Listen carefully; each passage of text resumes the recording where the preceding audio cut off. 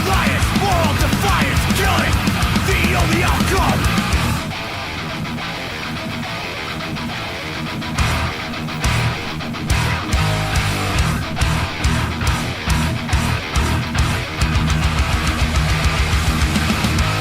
Tearing through your flesh like a jockey for the fix. Got the final breath and that's so meaningless. Torture remains encased in the mesh.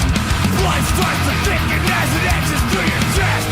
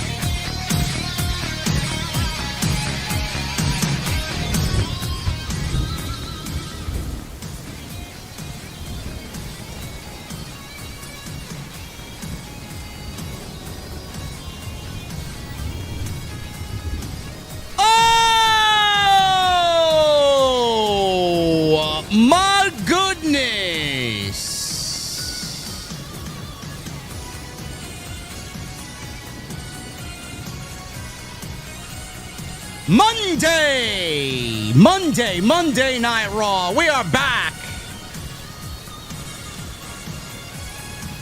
Brand new month of post shows, man. We are headed. I see Survivor Series in the distance. I see War Games in the distance, and it's finally starting to look a little bit more clear, man. And I'm pretty confident that it does not include the MFTs. Logan Paul has a vision. He has a vision. And he aligns himself with Paul Heyman's vision. As it looks like we have War Games developing right before our very eyes. Rey Mysterio is back. And he's got a problem with his son, Dominik Mysterio. And we got the first two matches of the Last Time Is Now tournament to crown the final opponent for John Cena. And I'd be lying to you if I said I wasn't disappointed in the match selection. Ladies and gentlemen, it is November. The holidays are going to be here before you know it, man. I don't know where this year went, but I'll tell you where I'm going. I'm going to the venue, and the beverages are cold. And when I get there on this Monday night, I want to know, what the fuck are you guys drinking? I'll see you over there.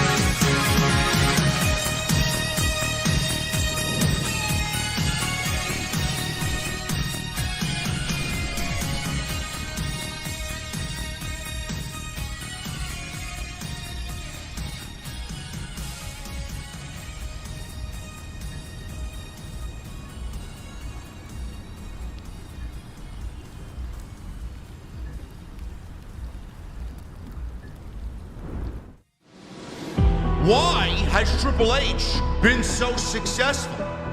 Why is Triple H running WWE better than Vince McMahon and Bruce Pritchard on Monday and Friday night?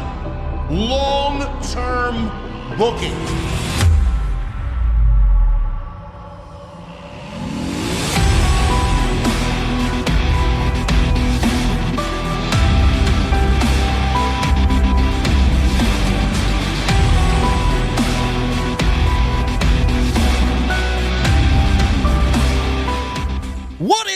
Guys, thank you so very much for joining me right here on Off the Script. This is your Monday Night Raw Post Show for November 3rd, 2025. I'm your host, JD from New York, as always, coming to you live from the OTS venue inside my mother's basement. Thank you guys so very much for joining me on this Monday evening, wherever you may be. I see a vision. I see a vision. Survivor Series is in the distance. War Games is being constructed. And Logan Paul has aligned himself with Paul Heyman and the Bronze. That was the big cliffhanger on tonight's Monday Night Raw, which I thought was a solid show tonight. A little same old with the beginning, and a little same old with the end, which we'll get into in a little bit. But the cliffhanger at the end of the show tonight, which all started in the beginning of the show, where it looked like Logan Paul was about to almost back up CM Punk against the Vision. And I'm glad that they did not do that, and it was only a red herring. It was an in-the-moment thing.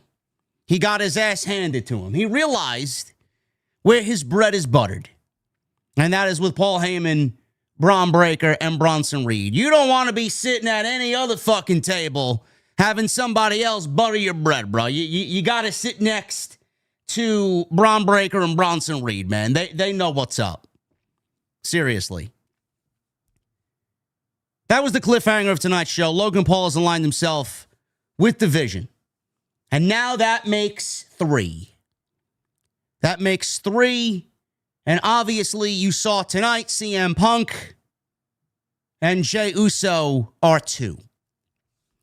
I am pretty confident that WWE is leaning towards this after we saw the promotional poster tonight, where it was basically plastered in your face. War Games featuring Paul Heyman, Braun Breaker, and Bronson Reed. Not the MFTs and not the Wyatt Six. The Wyatt Sucks. Sorry, I'm dealing with some allergies. Sorry. I think it's pretty safe to say that the direction for War Games is going to include the Vision against a collection of baby faces.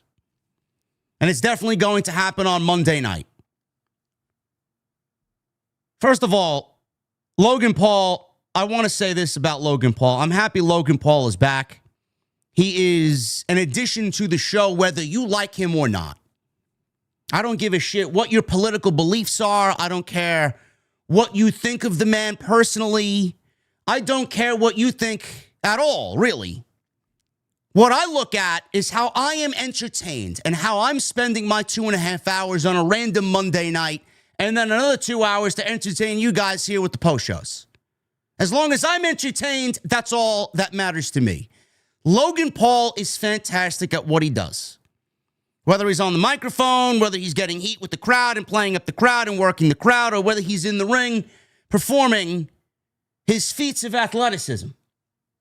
Logan Paul is fantastic. He knows how to work a crowd. He knows how to get heat. He knows what to say in the moments that he's got that microphone in his hand. He just adds a lot of value to the show.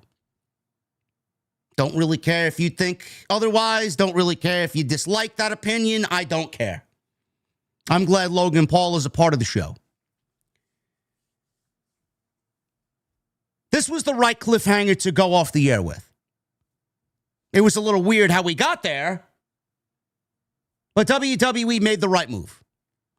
If there was anybody to fit into Paul Heyman's new vision, it always should have included Logan Paul.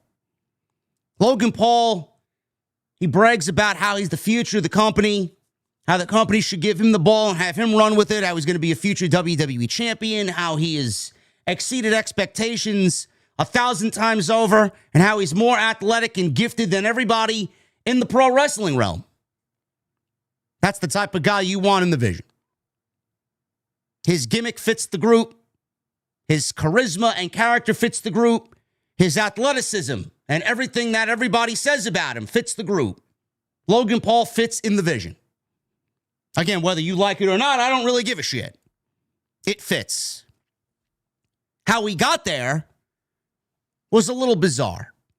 Logan Paul came out, throwing his name into the hat, jumping to the front of the line when CM Punk was cutting a promo to open the show as he is the new WWE World Heavyweight Champion.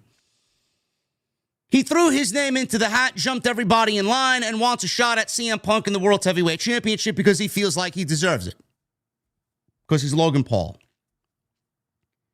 That led to Paul Heyman, Braun Breaker, and Bronson Reed basically putting a stop to that, with Paul Heyman saying that there's only 2 men that should be ahead of the line over everybody else, and that is Braun Breaker and Bronson Reed. And Paul Heyman told Logan Paul that he can kindly get out of the fucking ring. Logan Paul did not get out of the ring. He eventually did. And CM Punk was being beat down by the Vision 2-on-1, and Logan Paul decided that he should go in there and help CM Punk. Now, it was a little bizarre seeing Logan Paul, who is very much a heel, go in there and save one of the biggest baby faces in the company, only to then get tsunamied. And that was basically the decision of Logan Paul after that segment was over. I don't want to save CM Punk if this is in my future. All he needed to take was one tsunami. And he said, you know what? Fuck this shit, man. I'm out. I'm going to join Paul Heyman. I want to sit at their table. Fuck CM Punk. So it was a little weird to see Logan Paul, for a momentary brief minute, help CM Punk and basically be a babyface. Not really be a babyface, but he was acting like a babyface, doing babyface things, helping one of the biggest baby faces in the company. So the show went on, and I looked at the clock, and the main event hadn't already started, and it was 10:30. So I said to myself, this is very weird for Monday Night Raw. Usually the show is over by this point. They don't even go to 2:30. They usually end a couple of minutes before 2:30. We got this show ending at 2:40. They went overtime, according to Raw standards, in 2025. And I said to myself, something's got to be happening here. Something has to be happening here. Some people were telling me, there's going to be a new addition to the Vision, which I guess half of you were somewhat correct. He's not really a part of the group officially. He may be on the War Games team, but I don't know if he's a part of the group yet. That we'll have to find out next week. Obviously, that's what the cliffhanger was. There's going to be a new member of the Vision. There's going to be a Jey Uso heel turn. Now, I didn't really understand this group of folk. Jey Uso's going to turn heel. First of all, no, number one. Number two, who gives a shit? Honestly, who gives a shit if Jey Uso is a heel or a babyface? Let me tell you Jey Uso fans something, man, because I'm incredibly fucking frustrated. And I'm incredibly pissed off that you people are so fucking jaded that you can't see what's in front of you. The guy fucking sucks, number one. As a singles performer, he's fucking terrible. I'm over it. I don't want to hear about him in the World Heavyweight Championship ever again. The guy is a lifelong tag team guy. Put him in a tag team and get him the fuck off of my television in a main event title program. That's number one. Number two. Heel, babyface, heel. It doesn't fucking matter. The bell will have to eventually ring. And then what? Heel, babyface, heel. But it's going to be this, and he's going to be gassed in 3 minutes. Who gives a shit? You got to show up to work. And when the bell rings, you got to do the work. So what difference does it make if he's a heel or a babyface? It doesn't. So you can cut that shit right out of your narratives. That is fucking awful. He don't even fit into the Vision. Who wants Jey Uso a part of a youth group in the Vision?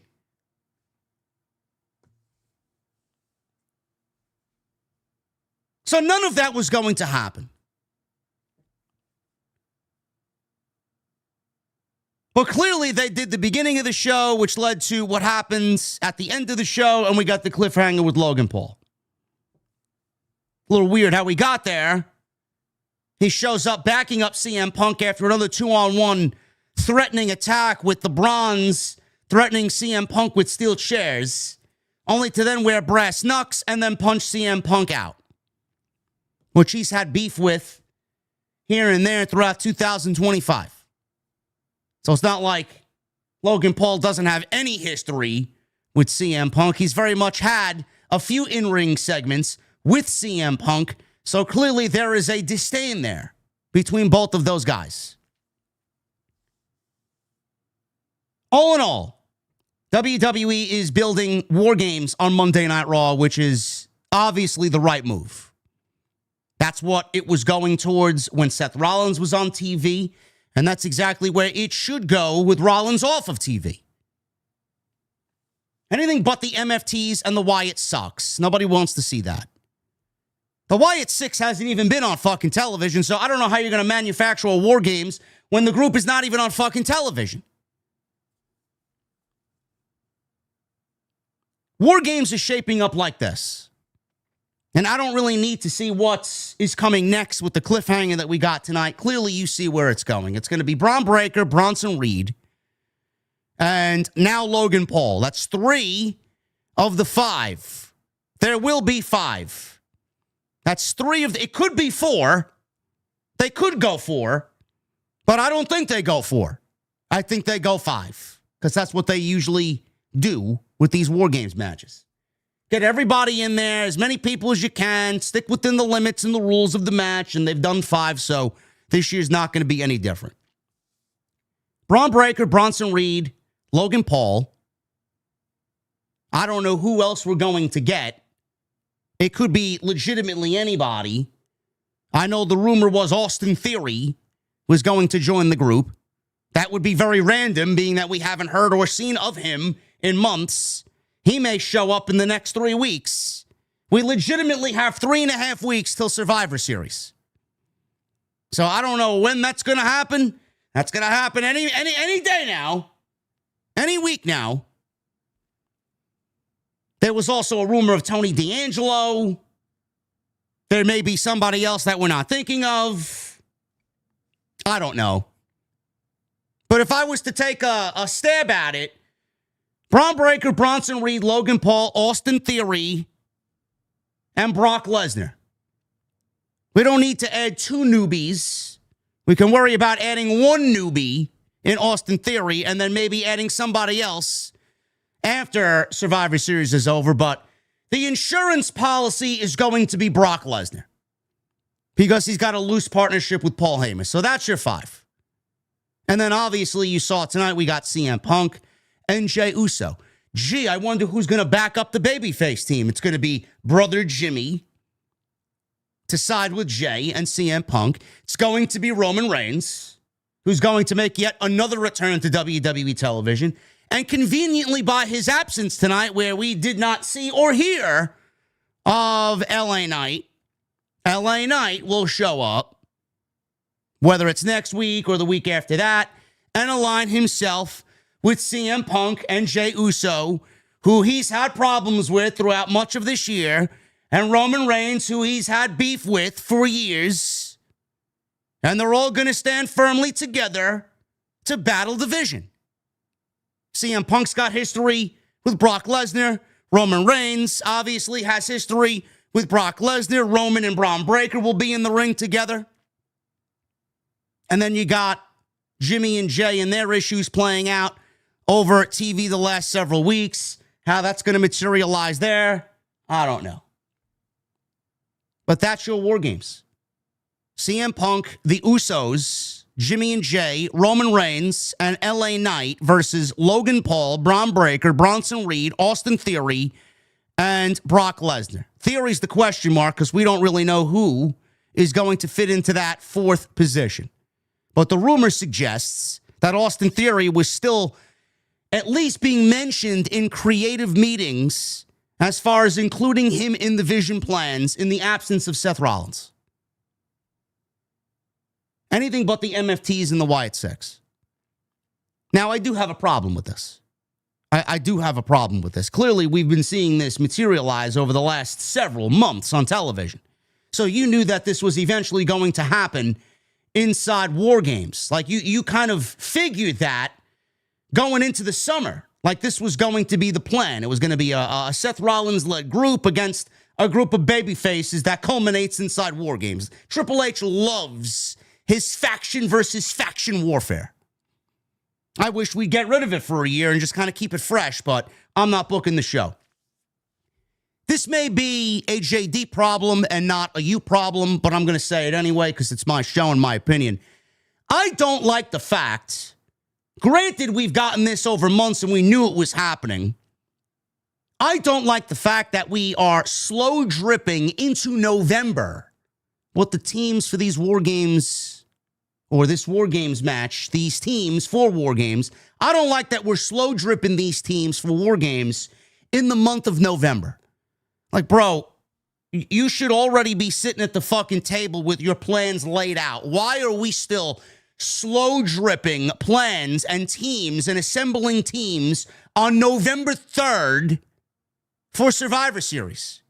Now, granted, I know that they got weeks of television to fill, and they want to save a pop here, and a return there, and a Roman Reigns return over here, and an LA Knight return over there. Bro, we should have everybody on our TVs, and you should be creating captivating matches and television, creating a warlike element to these Monday night shows with everybody involved already and on television, ready to go to war. Why do we have to wait until legitimately a week before the fucking show and a week before the PLE to get all these teams squared away, and then we get War Games? Can you imagine if all of the Vision and Brock Lesnar were on television building to this major PLE, and all the baby faces were on TV building to this major PLE, the matches that we could get, the war that we would get, the environment that we would get? Meanwhile, on Monday night, we get a very typical trope intro for Monday Night Raw. Punk is out cutting a great promo. Then comes Logan Paul. Then comes the Vision. And then a tag team match is made and born from the intro of the show.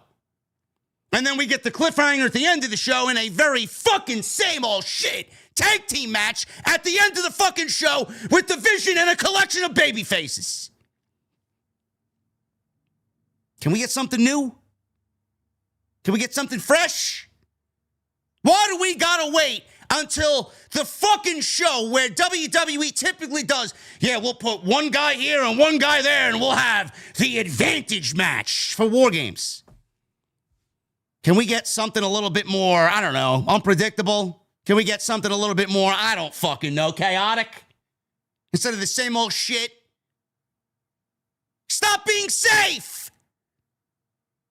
Why is everybody so safe? You're paying these fucking guys to build towards one of your biggest shows that you haven't announced one fucking match for, and you sold 30,000 fucking tickets for this fucking show in San Diego. Everybody should be on deck. Everybody. Everybody should be on board with a drink in their hand and ready to go. Enough of this giving this guy time off and giving this guy 8 weeks off and giving this guy a fucking sabbatical. Get everybody on the fucking show when it's needed, when it matters. I'm tired of this guy missing and that guy missing and this guy missing. Safety first, kids. Let's all hold hands while we're crossing the street because we gotta look both ways to traffic. What are we, fucking 3? Get everybody on the fucking show. What's Roman doing? What is he doing? You're paying him $5 million a year. What the fuck is he doing? Get him on TV. What's Brock Lesnar doing? Living in fucking Saskatchewan in the fucking mountains. What the fuck is he doing? Hunting elk. There'll be plenty of time for that. Get him his one appearance and get him on fucking television.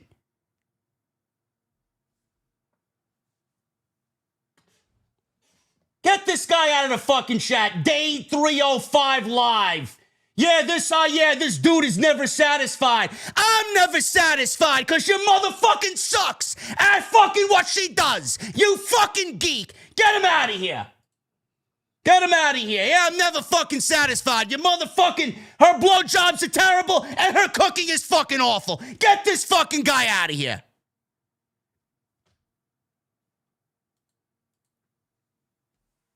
Tired of the fucking safety. Safety first.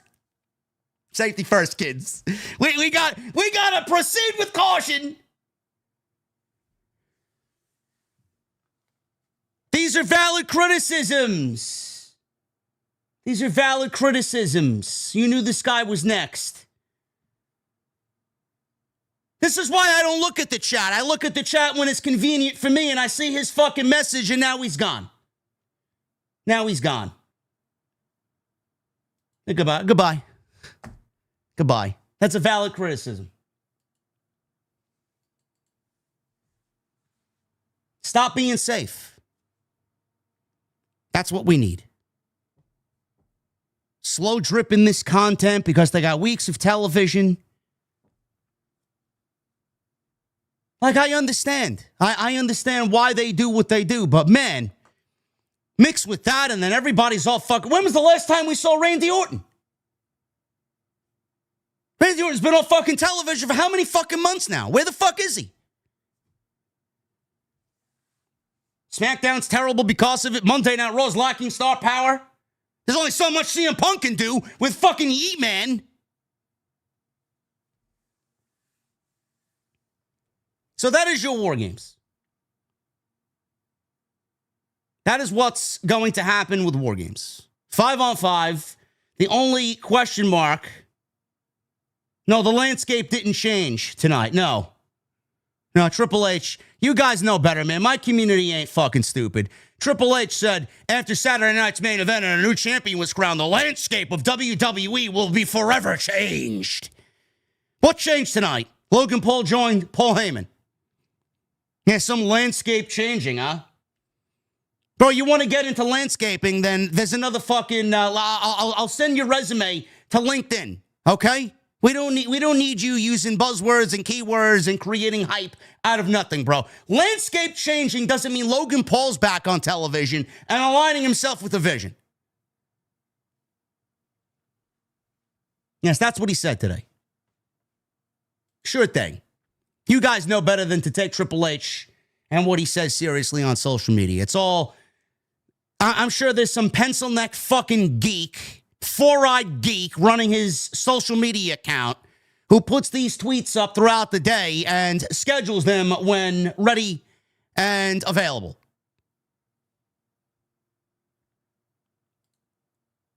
So that's War Games. Other than that, we got Rey Mysterio returning tonight. He confronted Dominik Mysterio. I don't know what's going on there, but we could be looking at a one-on-one match. Where and when, that's the question. Could it be Survivor Series? Will it be AAA? We don't really know yet. So Rey Mysterio's back, and I hope that he has a nice part in the show because it's been building to something with Dominik, especially with what Dominik is doing on AAA television, being that he's the AAA Mega Champion. And then we got the first two matches announced for the Last Time Is Now tournament. John Cena's 16-man tournament. And the winner gets him in the final match of John Cena's career on December 13th at the Capital One Arena in Washington, D.C. And I got to be honest with you. Some of the names I expected to be in there, but the matches that they've given us, I am a little low-key disappointed in the matches that we've gotten so far in the tournament. So we'll go over that, and we'll go over the rest of this show, which I thought was a solid show, right here on Off the Script. This is your Monday Night Raw for November 3rd, 2025. Yes, I had to block. Listen, if you guys talk to me on social media, and there is any, and I mean any Gunther slander, you are fucking completely gone. Your message and comment is hidden, and you are blocked. I had to block at least 12 different fucking people. Oh my God, Gunther is boring, JD. Thank God you're not booking the show, man. I had to eliminate that from my vision. Anybody in the chat, you got a problem with Gunther, you can get the fuck out of here, and one of my mods will handedly take care of you. Get him the fuck out. I don't stand for any Gunther slander. Gunther is boring. You don't know what the fucking definition of boring is if you think Gunther is boring. Get him out. I stand for no Gunther slander. You can kindly fuck off. And I mean that. It's not even a wrestling opinion. You're just fucking stupid.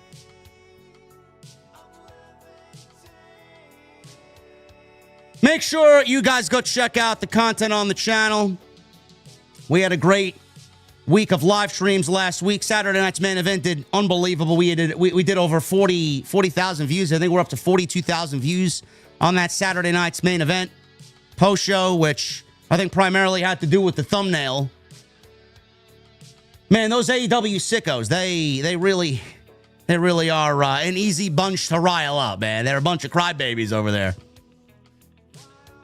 We got a bunch of elite champions in WWE. And I look at that and I see fumbled. Fumble. Something Tony Khan is very familiar with doing, fumbling. So go check that out. We were not live for Friday night. Again, I apologize for you guys for taking the night off. I just wasn't into it. Friday night was fucking terrible. That's all I got to say about that. But go check out that on Saturday. Great stream, great discussion, great energy. That's on the homepage. Make sure you guys follow me on social media at JDfromNY206, Twitter, Instagram, TikTok, and Cameo. Hit that subscribe button down below. Turn on the bell for all notifications. Leave me a comment down below. Sound off on this particular episode of Monday Night Raw. What'd you think of the Logan Paul cliffhanger? Are you excited about the potential War Games situation we got going on? Let me know. Drove out to Montclair, New Jersey yesterday afternoon to attend a concert, man. I went to go see Trivium. First time seeing Trivium live. I've heard a lot of great things about their live show. You guys were absolutely correct on how great they were. 20 years that band has been around, man. There's not one... There are, but there's not a harder working band and a more consistent band in the entire metal space than Trivium, man. They are fucking incredible. They were unreal live. Very close to the album. It's very difficult for a live band to create that sounds from the actual recording, and they did an unbelievable job. So shout out to the band. Some great shit there. Had a great time. Funny story. And yes, this really did happen. I walk into the building and I buy myself a tour shirt because I usually buy merch before the actual show, so none of it sells out. There wasn't anything really particularly interesting, but I bought a tour shirt. I was looking for like a hoodie or a zip-up hoodie. I don't like the pullover hoodies. I like a zip-up hoodie. There was no hoodies. There was no vinyls. I'm a big vinyl guy. So I bought a tour shirt.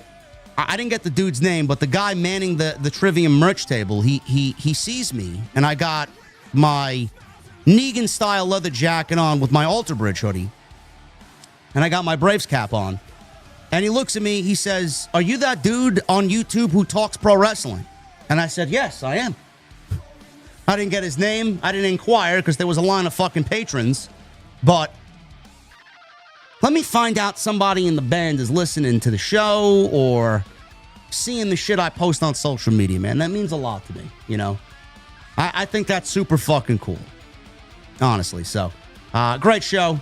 And I'm happy I went after contemplating all day whether I should go or not. Tickets were pretty pricey, but it was well worth the price of admission. So if you guys have the opportunity to see them and you like that type of thing, it is well worth your time. Tonight's show is sponsored by BetterHelp. BetterHelp.com/script. Make sure you guys click the link that I pinned at the top of the live stream chat and down in the description. BetterHelp. Get 10% off your first month at BetterHelp.com/scripts.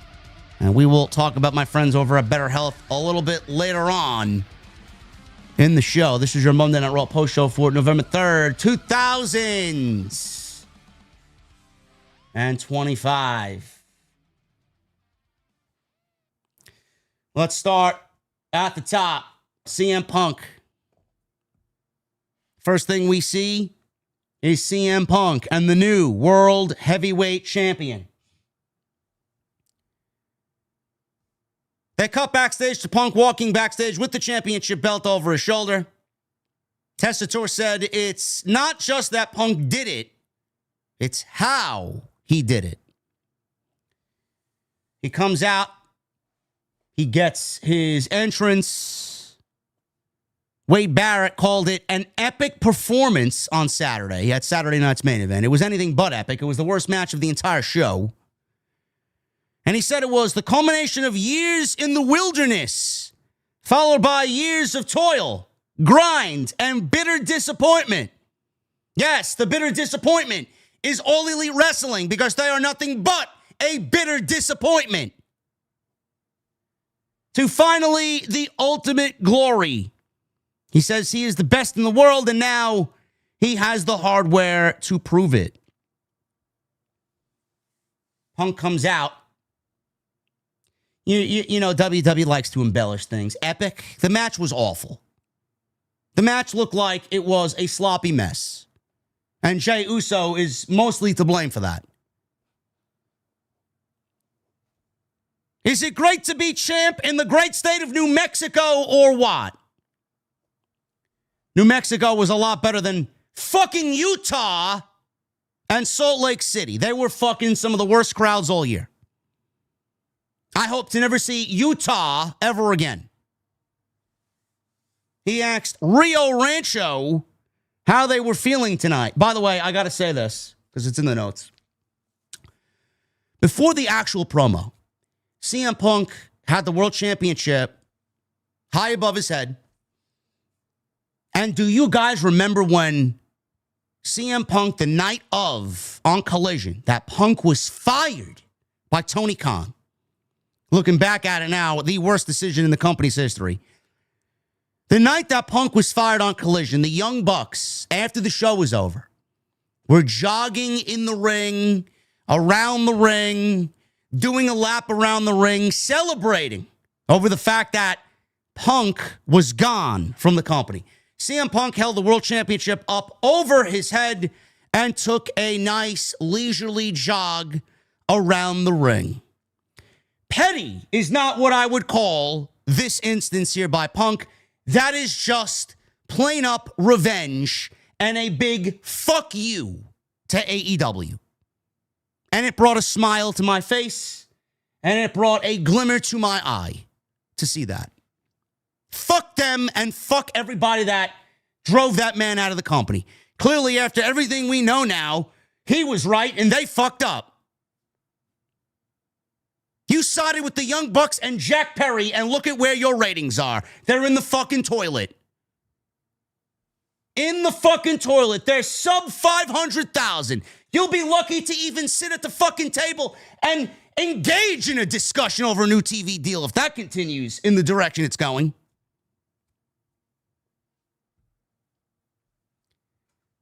He asked Rio Rancho how they were feeling tonight.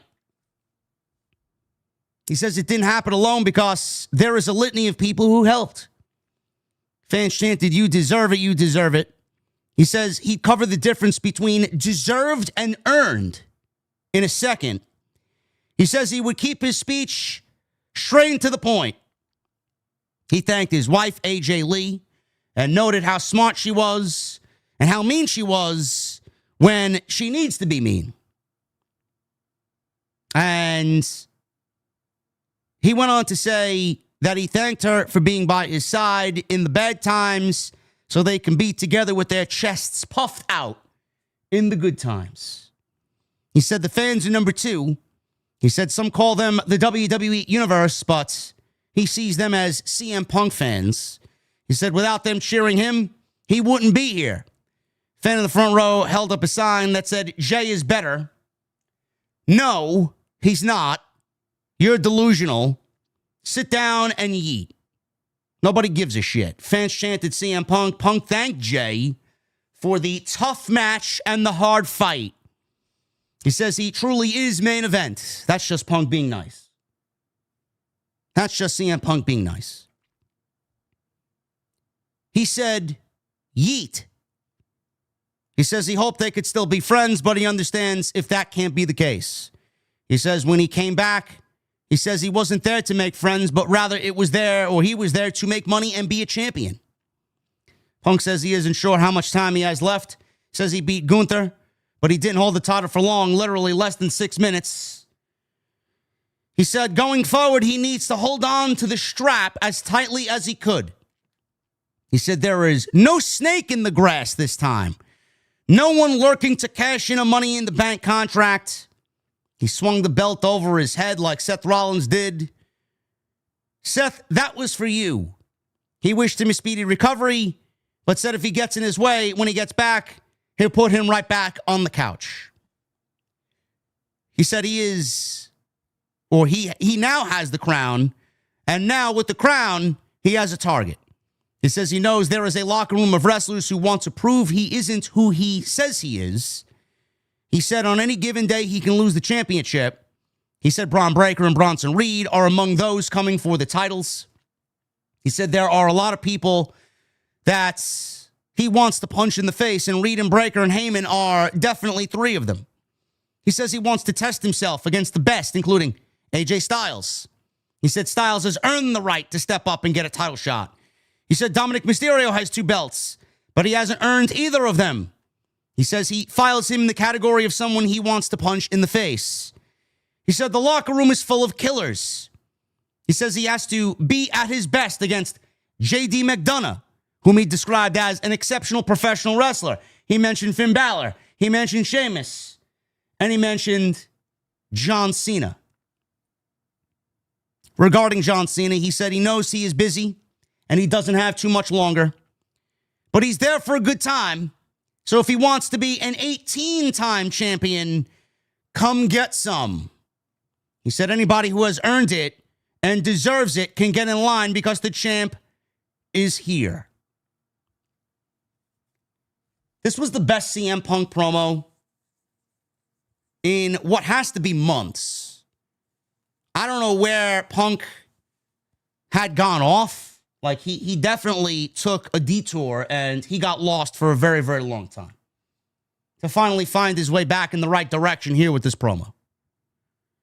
Punk has felt neutered. Punk has felt safe. Punk has felt not volatile the way that we love to see CM Punk. Punk hasn't been angry. Punk has been almost just happy to be back. Now, I know there was a brief moment where his wife was back, and he was very happy to have his wife back, and they built towards that mixed tag team match at WrestlePalooza with AJ Lee and CM Punk versus Becky Lynch and Seth Rollins. That was good stuff. We haven't really felt, even then, the real CM Punk. It was more kind of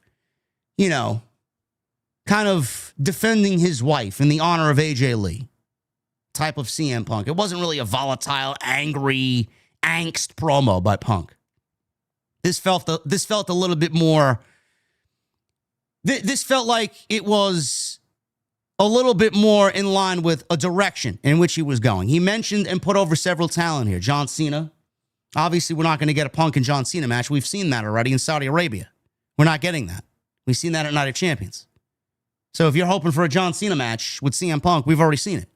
It's over. One and done. They gave you 3 weeks of great build, and that was it.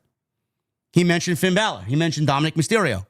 He mentioned AJ Styles. He mentioned Braun Breaker. He mentioned Bronson Reed. He even mentioned JD McDonagh. That is a fucking message to WWE on how good JD McDonagh is. If CM Punk is out there name-dropping JD McDonagh and calling him an exceptional professional wrestler, that holds more weight than anything WWE could do for him creatively right now.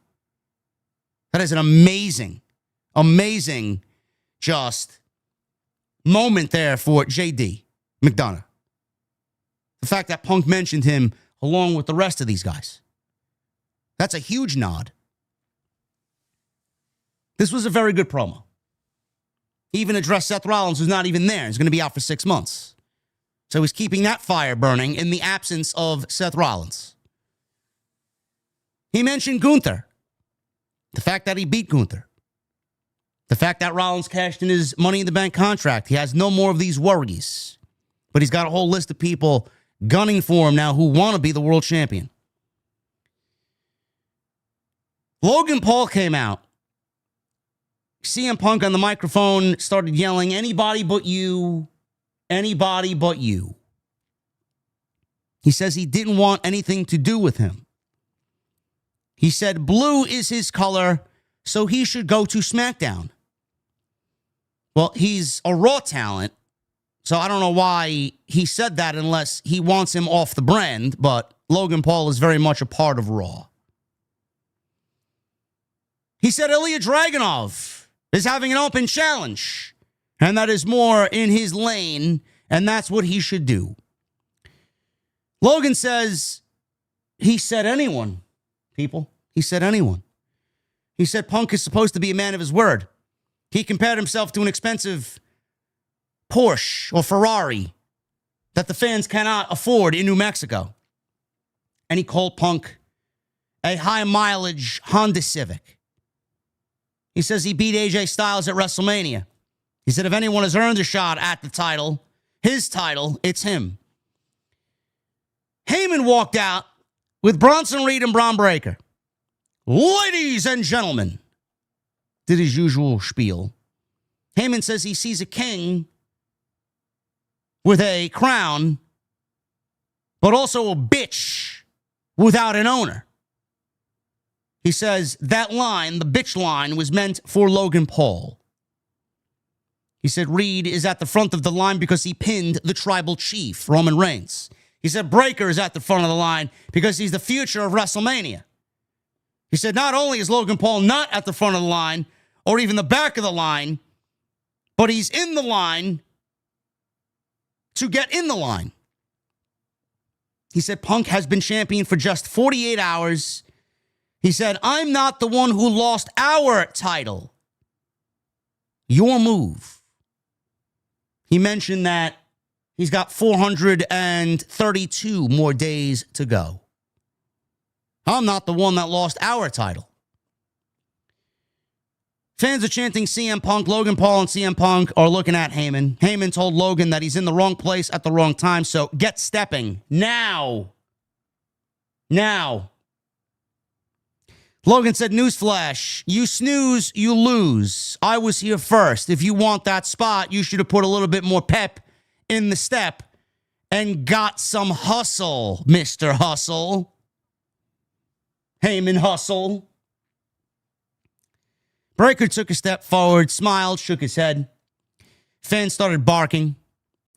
He said, the reality is that Heyman brought everyone here tonight and bought everybody on the roster 2 weeks. 2 weeks to live. Since they had to be patient after putting Seth Rollins in the dirt. He said Punk had his moment, but he's not waiting anymore. He says he's coming for what belongs to him, and there's nothing else standing in his way other than a man holding on to his championship, keeping it warm for him, and a dumbass YouTuber who thinks he's tough. He says they should get out of his ring or he'll whip them like a dog. Punk told Logan, a fight is about to start, so you should either get ready to fight with him or get the hell out of my ring. So Logan did the thing that he usually does, and he struts out of the ring. Fans booed. He tried to walk to the back, but Bronson Reed and Braun Breaker blocked him from doing so. Breaker then shoved Logan Paul down right into the ring apron.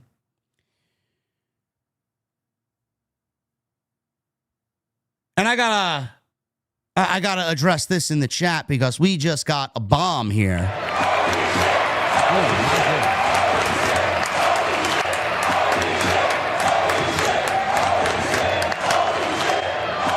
Oh my goodness, we got a $100 super chat from my guy Cam G. Cam G says, just showing some love. Hope all is well, JD. You are the most important voice in the wrestling community. OTS for life.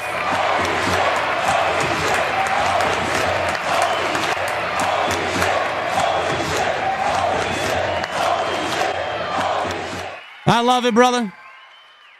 Thank you very much for your generosity. Thank you for the kind words. And Cam G is a very important piece of the OTS community. Thank you, brother. So Logan Paul got shoved into the ring apron. He went down. He was holding his head. And Fans cheered as Bron Breakker shoved him down. Breakker and Reed then got in the ring. Punk went after Breakker and Reed. He was outnumbered. They showed Logan Paul at ringside, who got up, and he seemed to be having a difficult moment deciding what to do here. So he charged into the ring, and he went after Reed and Breakker. Barrett said that was the worst move of Logan Paul's career. Breakker and Reed beat up Logan Paul. Bronson Reed landed a tsunami on Logan Paul. Punk then entered with a chair and chased Bron Breakker, and he left the ring. Punk then bashed Reed across the back with the steel chair. Punk yelled out at Reed and Breakker after they retreated with Heyman, and that's the way the segment came to a close. So Logan Paul helped CM Punk here, teasing at least momentarily, pulling a babyface action out of Logan Paul by helping arguably the biggest babyface in the company in CM Punk. Now, I knew that, A, that would be a terrible decision. B, they're not turning Logan Paul babyface, so no matter what they depicted here, something was going to happen later on in the show, and something was going to materialize from this. Now, I thought if they wanted to do something, we get Logan Paul and CM Punk, which, I mean, that's what I would have done. The main event should have been Logan Paul and CM Punk teaming up against the Bronze. And then the turn happened almost immediately when the bell rings. And he punched CM Punk out. I don't know why we needed a full-fledged... I'll get to it when we get there. It was ridiculous. It was so fucking stupid. I don't understand the decision that they made. Like, if you wanted to tease people, then announce the fucking match. I don't know why they didn't announce CM Punk and Logan Paul against Bron Breakker and Bronson Reed. They just did CM Punk and Jey Uso, which gives off the same old shit feeling. How many times have we seen both of these men in the ring with division? Whether 1-on-1, 2-on-2, 3-on-3. CM Punk and Jey Uso battling it out together with LA Knight. Just a very weird decision to not include Logan Paul in the main event, being that he was there in the building and a part of this opening segment. Again, I'm not booking the show. I'm just calling out what I see. Very weird. Very odd way to go about booking the main event. Nikki Bella. She teamed with Stephanie Vaquer against Roxanne Perez and Raquel Rodriguez. The women's War Games situation is a little bit more difficult to predict. I thought that they would include all of the existing issues between these women and just bunch them up together, babyface and heel. Then we got Becky Lynch, who showed up during the middle of this show and cut a scathing promo on Maxine Dupree, who then had a stare down with the Kabuki Warriors.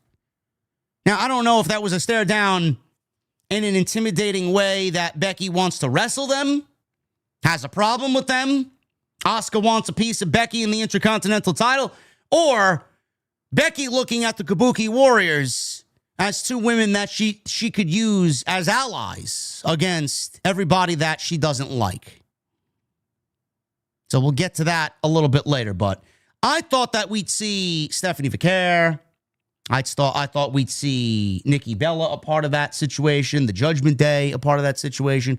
Apparently, we're going to do a mix mash of ladies for the Women's War Games. Which, again, I don't necessarily think we need. I think it's very forced just to say that they got a War Games match out of the women. We don't need a Women's War Games. Nothing has been that volatile where we got to do a Women's War Games. We'll talk about that a little bit later. So we got this tag team match. This wasn't bad. Nikki Bella did not look bad here. And this was a lot better for Stephanie Vaquer as well after that not so good week last week where she wrestled Roxanne Perez. Judgment Day got heat over Bella using a distraction during the commercial break. We come back from the break. Perez has Bella in a position. She hits a springboard moonsault. Bella fought off Rodriguez. Moments later, and hit a tornado DDT. She makes the hot tag to Stephanie Vaquer. So Stephanie comes in, babyface, running wild on the heel. She couldn't hit the SVB. Now, chat, you're going to have to fill me in here, man, because Joe Tessitore calls it the SVP. What is it? Is it SVB or SVP? And what the fuck does it stand for? Either way, I hate the move. I hate the name and I hate the move. I wish he'd dump it. Joe Tess keeps calling it an SVP. What the fuck does that even mean? So she tries to get Raquel up in the SVB. She was too big. Stephanie hits a flying crossbody for 2. You heard STD. No, I did not hear STD. Now that's, what's his name? Fuckface 305 that we benched earlier. His mother has an STD. That's not the name of Stephanie's move. So, flying crossbody for 2. Stephanie gave Perez the devil's kiss. That's all anybody ever looks forward to now with Stephanie Vaquer. Man, when is she going to do the devil's kiss, man? I can't wait to see it. The fans think of Stephanie as a one-move merchant. That's all anybody cares to see. So she gave Perez the devil's kiss. Crowd popped. Bella tagged in, hit Perez with a rack attack 2.0. Rodriguez broke up the cover, and I mean barely broke up the cover. Stephanie sent Rodriguez over the top rope. She then tried to deliver devil's kiss on the apron, but Rodriguez blocked that and then slammed Stephanie face first onto the ring apron. Nikki Bella's in there trying for a cradle on Roxanne, but Roxanne shoved her into the ropes. Rodriguez gave her a cheap shot behind the referee's back, which I don't know why that needed to happen behind the referee's back. There's always some nefarious shit going on illegally in these tag team matches. Perez followed up with a pop rocks on Bella for the 1, 2, 3. So Roxanne has now beaten Nikki Bella twice. I don't know what you guys think, but I'm sniffing a heel turn here on Stephanie Vaquer. I think Nikki Bella is going heel. Oh, I'm sorry. I keep losing. I owe you an apology. I don't think I can hang with the ladies in this division. I don't even know why I'm back. I want to hang, but I don't know if I can. Maybe I should just go drink my wine with my wino sister and do my shitty little podcast. And maybe watch reruns of whatever that fucking show she was on. What was that reality show she was on? What was the WWE Women's reality show? Divas something? Or the Bella reality show? Reruns of her own reality show. I think Nikki Bella is turning heel on Stephanie. Which, whether you look at it or not, I don't know if that's going to make a vast difference. Total Divas, total Bella. Yeah, there you go. Total this. Fuck out of here. I don't know if it's going to make much of a difference if Nikki Bella is a heel or a babyface. I guess if you want to play into the fact that nobody really gives a shit about Nikki Bella, maybe turn her heel. It may make her slightly more intriguing. But if that's the best you got for Stephanie Vaquer as the newly crowned women's champion here, I'm going to need to have a chat with their creative department. It's not really going to set the world on fire to get Stephanie over in front of a Monday Night Raw audience where she definitely needs to be taken seriously. Now, next week, we got Stephanie versus Roxanne because Roxanne has now beaten Nikki Bella twice, and I guess that all of a sudden earns her a championship match against Stephanie Vaquer. Do we see the heel turn on Monday night next week? I don't know. Only time will tell, but I feel like we're heading towards a heel turn. Everybody performed pretty well here. There was a minor misstep with Stephanie and Raquel Rodriguez. I'm going to chalk that up to just miscommunication or just untimely situations. Stephanie's too good to botch like that, and I think her working with somebody the size of Raquel is a little different than what she's normally accustomed to, and I think it's just a mix of dance partners here where they're not all too familiar with working with each other. I doubt that they even worked with each other before last week. So I'm going to chalk that up to just kind of first-time jitters. Roxanne is great.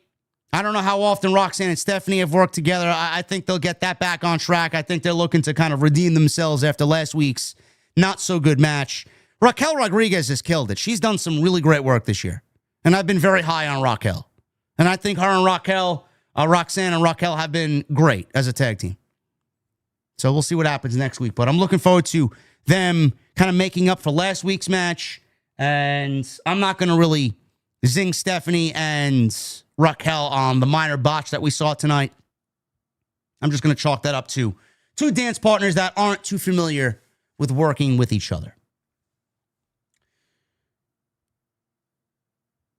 They aired John Cena's announcement once again regarding the tournament to determine his final opponent.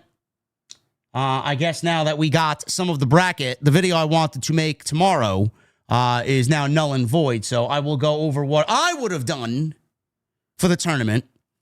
And I guess you guys can grade it on a scale of 1 to 10. But we'll talk about that a little bit later when we do talk about the two matches that they have signed for next week's Raw in Boston, November 10th, where we will see John Cena.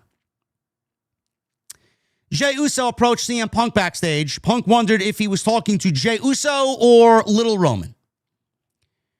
Jey says he was talking about the situation with the Vision. Obviously wants to take care of the Vision, and he told CM Punk that he's very much talking to main event Jey Uso. I think after Saturday night's main event, we need to take a break from calling him main event anything. His performance was anything but main event.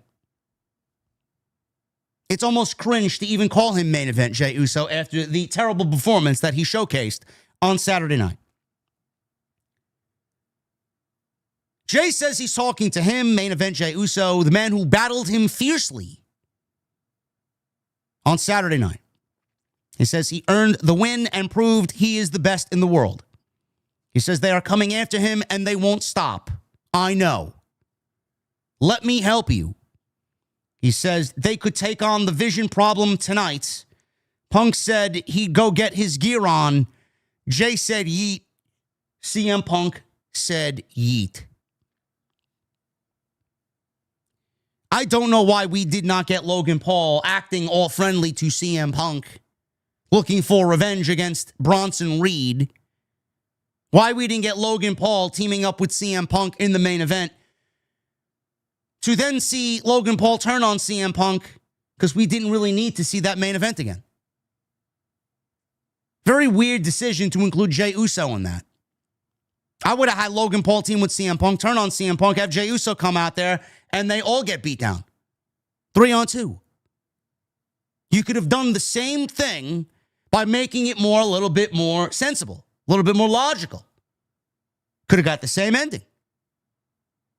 You could have got the same cliffhanger. We don't know if Logan Paul is in the Vision or just loosely tied to the Vision because he doesn't want to get another tsunami or another spear. Very weird that they paired Jey Uso and CM Punk together. Penta. He went one-on-one with El Grande Americano.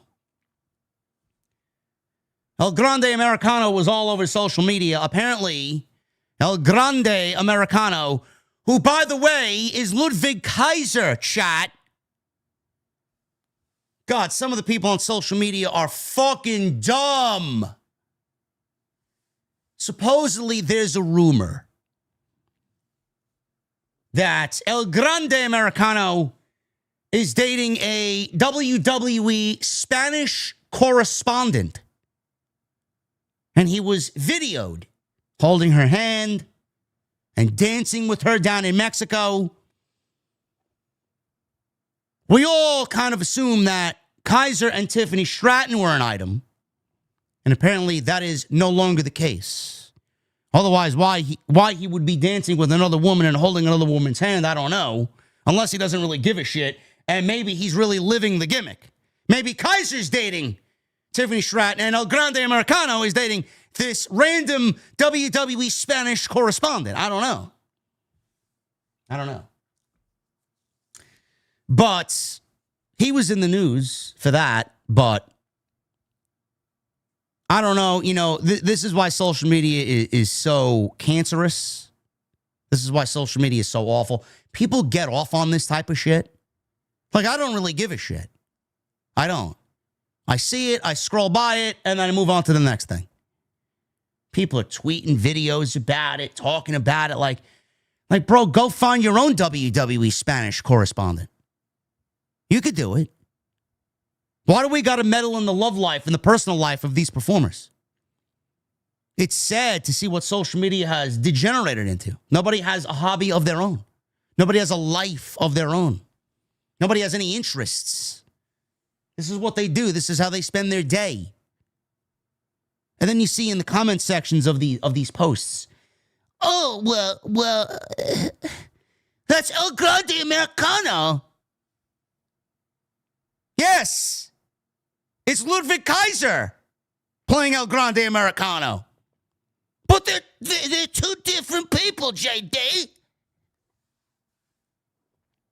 Sure thing. So Grande Americano's out there with...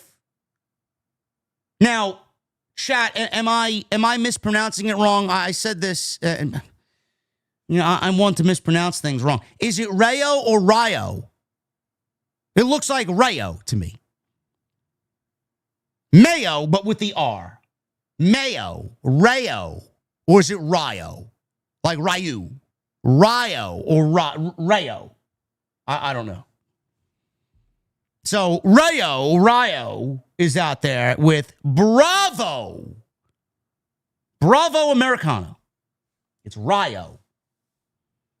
So it's spelled Rayo, but it's pronounced Ryo, Ryo. The A is silent. Rayonnaise. I'll just call him Pete Dunne, because that's who's under the mask. Riho. No. No, we don't want to disrespect Rayo with Riho. Nobody wants to see Riho. It's Rayo Americano and Bravo. This was good. Penta is a consistent performer. He's one of those guys, man. He doesn't have bad matches. He doesn't. He's very good. And El Grande Americano's great. I think Kaiser has killed the gimmick. It's going to be very interesting to see when Chad Gable comes back, because I do feel with Chad Gable, when he does come back, which I'm feeling should be relatively soon. I read a report that he may be around December for a return. They may hold him off until the Royal Rumble and just play it up in the Rumble. Chad Gable comes face-to-face with El Grande Americano in the Royal Rumble. But this was a good match. Very good match. Penta won for a Canadian Destroyer on the apron. El Grande Americano blocked it, drop-kicked him off the apron. Americano tied Penta's mask to the bottom rope because his mask has got those long strands that hang out from the back. Tied him up during the commercial break, which happens way too often with Penta's mask. Maybe he should do something about that. Penta made his comeback after the commercial. El Grande cut him off with a Finlay roll.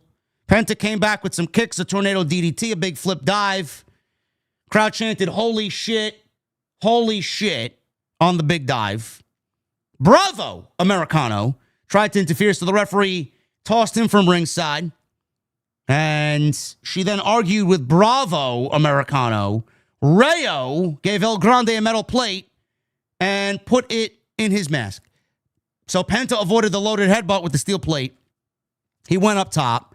Ryo tried to interfere, so the ref tossed him too. So now both Americanos, the Americano minions, are now banned from ringside. Penta decided to give Ryo a dive before he could leave. El Grande went for a running headbutt, but Penta super kicked him. And Penta then followed with a Canadian Destroyer for the 1, 2, 3. Now, if this was the sequence that I just described to you, if this was in AEW, and we got a Canadian/Mexican Destroyer on somebody in AEW, they would have kicked out at a 1. Or they would have popped up and hit another move only to find themselves in a double down.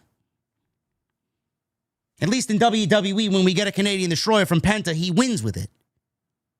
See how simple that is? Instead of looking like an outlaw indie mud show, garbage production show. Rayo and Bravo tried to attack Penta, but he escaped. Don't know where we're going. I hope Penta finds himself in the John Cena The Last Time Is Now tournament. Hopefully. There was a pre-tape interview with Asuka and Kairi saying they issued a warning to Bayley and Lyra Valkyria. This was given some subtitles here because they were speaking in Japanese. I enjoy these. This is great. Clearly, they're setting them up for something, whether it's for a shot at the tag team titles or a integral part inside War Games. They are making you think the Kabuki Warriors are a dominant twosome on Monday night, as they should be. Asuka says everyone needs to recognize she is one of the true legends of the women's division. She is. No matter what Goldberg thinks. She said, what they did last week to Charlotte and Alexa Bliss was just a small taste of what they are capable of. They talked about Bayley and said her, or their kindness towards her, comes to an end tonight. Dominik Mysterio. He makes his way out to the ring. Surprised to see Dominik making an in-ring promo here. He got some in-ring promo time.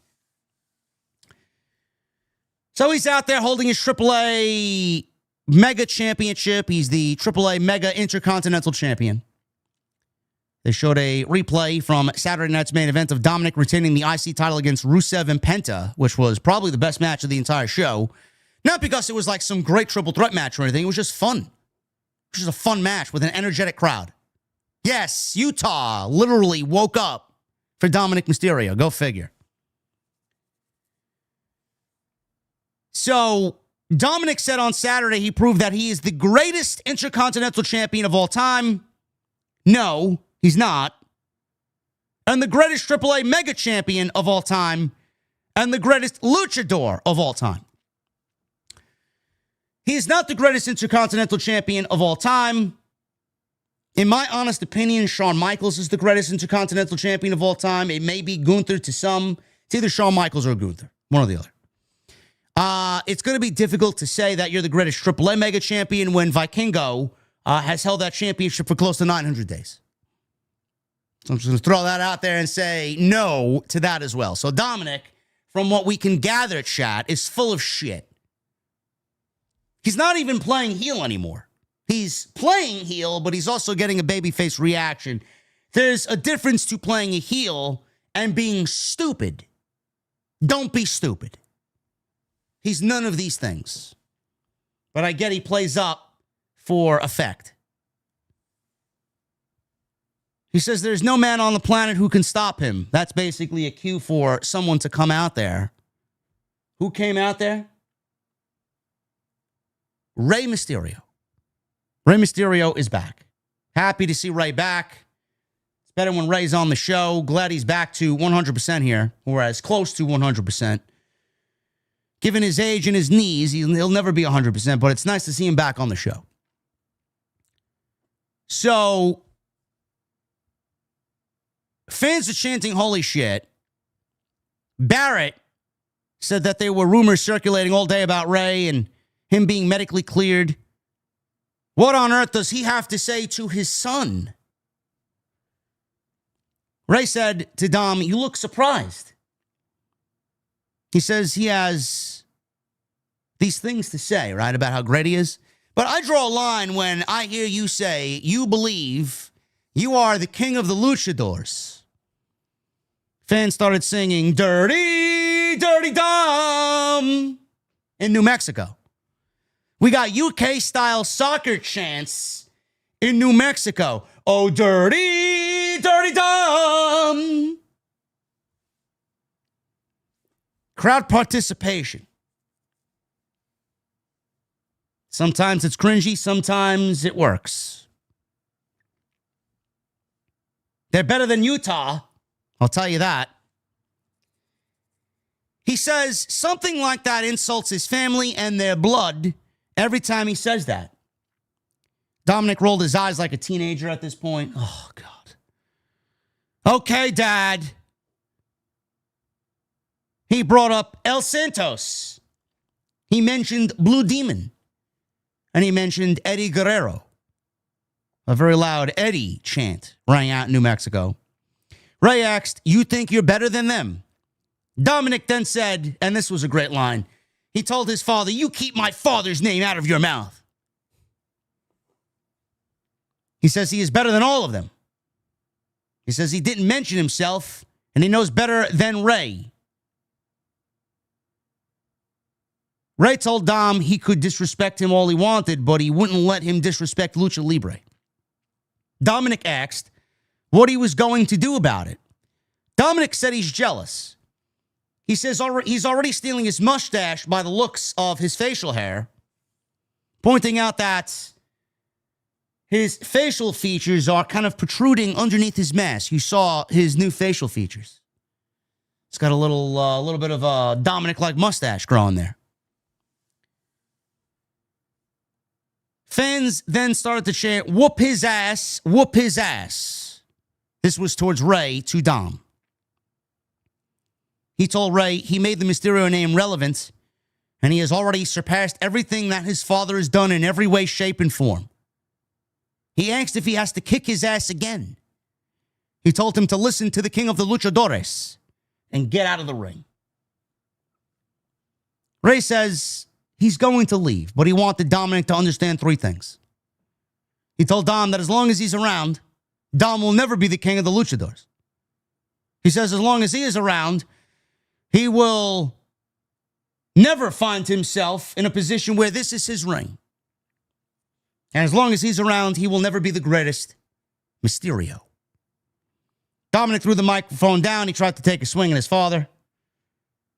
Ray blocked it, punched Dom. Dominik fought back, finds himself on the middle rope. Ray set up for a 619, landed it. Fans pop big. Ray climbed to the top, but Dominik escaped before Ray could hit the big splash off the top rope. And that's the way the segment came to a close. I thought this was a great segment. This was building. This was building the moment that Dominik won the AAA Mega Championship and he became the AAA Mega Champion. Because if you guys remember, Rey Mysterio was there to present him with the championship, and he tightened the belt around Dominik's waist at the end of that show. I believe that was back in September. This has been building since then, the latest, but this has been something that's been going on and off, dialogue-wise at least, for several years now. And it looks like we're headed towards a Rey Mysterio versus Dominik Mysterio one-on-one match, with the setting very well could be San Diego, that Survivor Series, which I would not mind. I think that would be great. Two reasons. One, the energy for that match is going to be fucking ridiculous in San Diego, being that Rey Mysterio is legitimately from the 619. Number two, it keeps Dominik Mysterio away from the rumored John Cena match, which I have absolutely zero interest in seeing. The rumor is that John Cena, that WWE could legitimately be giving John Cena the Intercontinental Championship before he retires, to then drop it to Gunther. For what? Anybody that is looking at that and finding themselves excited about that and wants that to happen, you are the reason why the product fucking sucks. Thank God those people do not have a creative writing talent, and thank God they don't book this show. I don't give a fuck about John Cena holding the Intercontinental Championship. I don't give a shit about John Cena versus Dominik Mysterio in any capacity at this stage of the game. And I don't give a shit about John Cena defending the Intercontinental Championship to lose it to whoever he wrestles at Saturday night's main event on December 13th. Why? I don't understand why anybody would want that. To do what? You do realize that the rumor is Gunther versus John Cena for the Intercontinental Championship. What the fuck does Gunther need the Intercontinental Championship for? To do what with it? The only thing I can think of is Gunther holding the Intercontinental Championship to give Gunther the title so that he could take it into WrestleMania and they can go back and do the one thing that they had originally planned 2 years ago.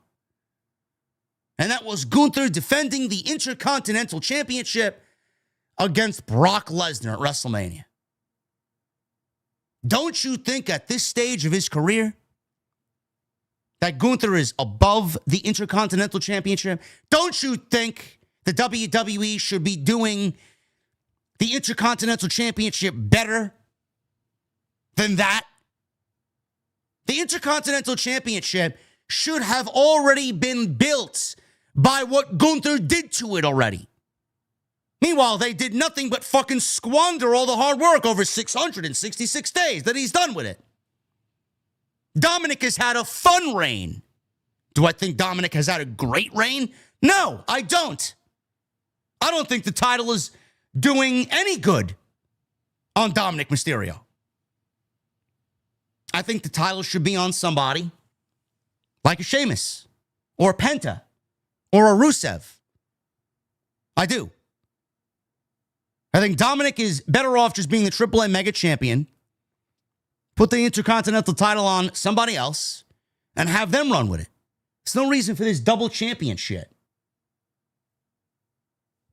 I don't care about him being the champion. I don't care about him losing it to John Cena. I don't care about Cena taking it into his last match. I don't care about Cena dropping it to whoever is in that last match with him. In this case, rumored Gunther. To do what? None of it makes sense. If you wanted John Cena to win a championship, he should have won the World Heavyweight Championship to then drop it to somebody in his final match.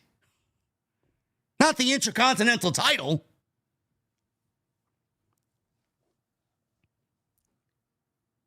This is either happening at Survivor Series, whether it's for the Intercontinental title or the AAA Mega Championship, I don't know. WWE clearly is setting up a match. We just don't know where. I think Survivor Series is the best place to do it. It has to be. What are you going to do? You're going to save this for what? AAA? You're going to save this for AAA? Yes, let's save Dominik and Rey Mysterio for YouTube instead of on ESPN at Survivor Series in front of nearly 40,000 people. That is a very, very lazy and just... That is not really a sound business move.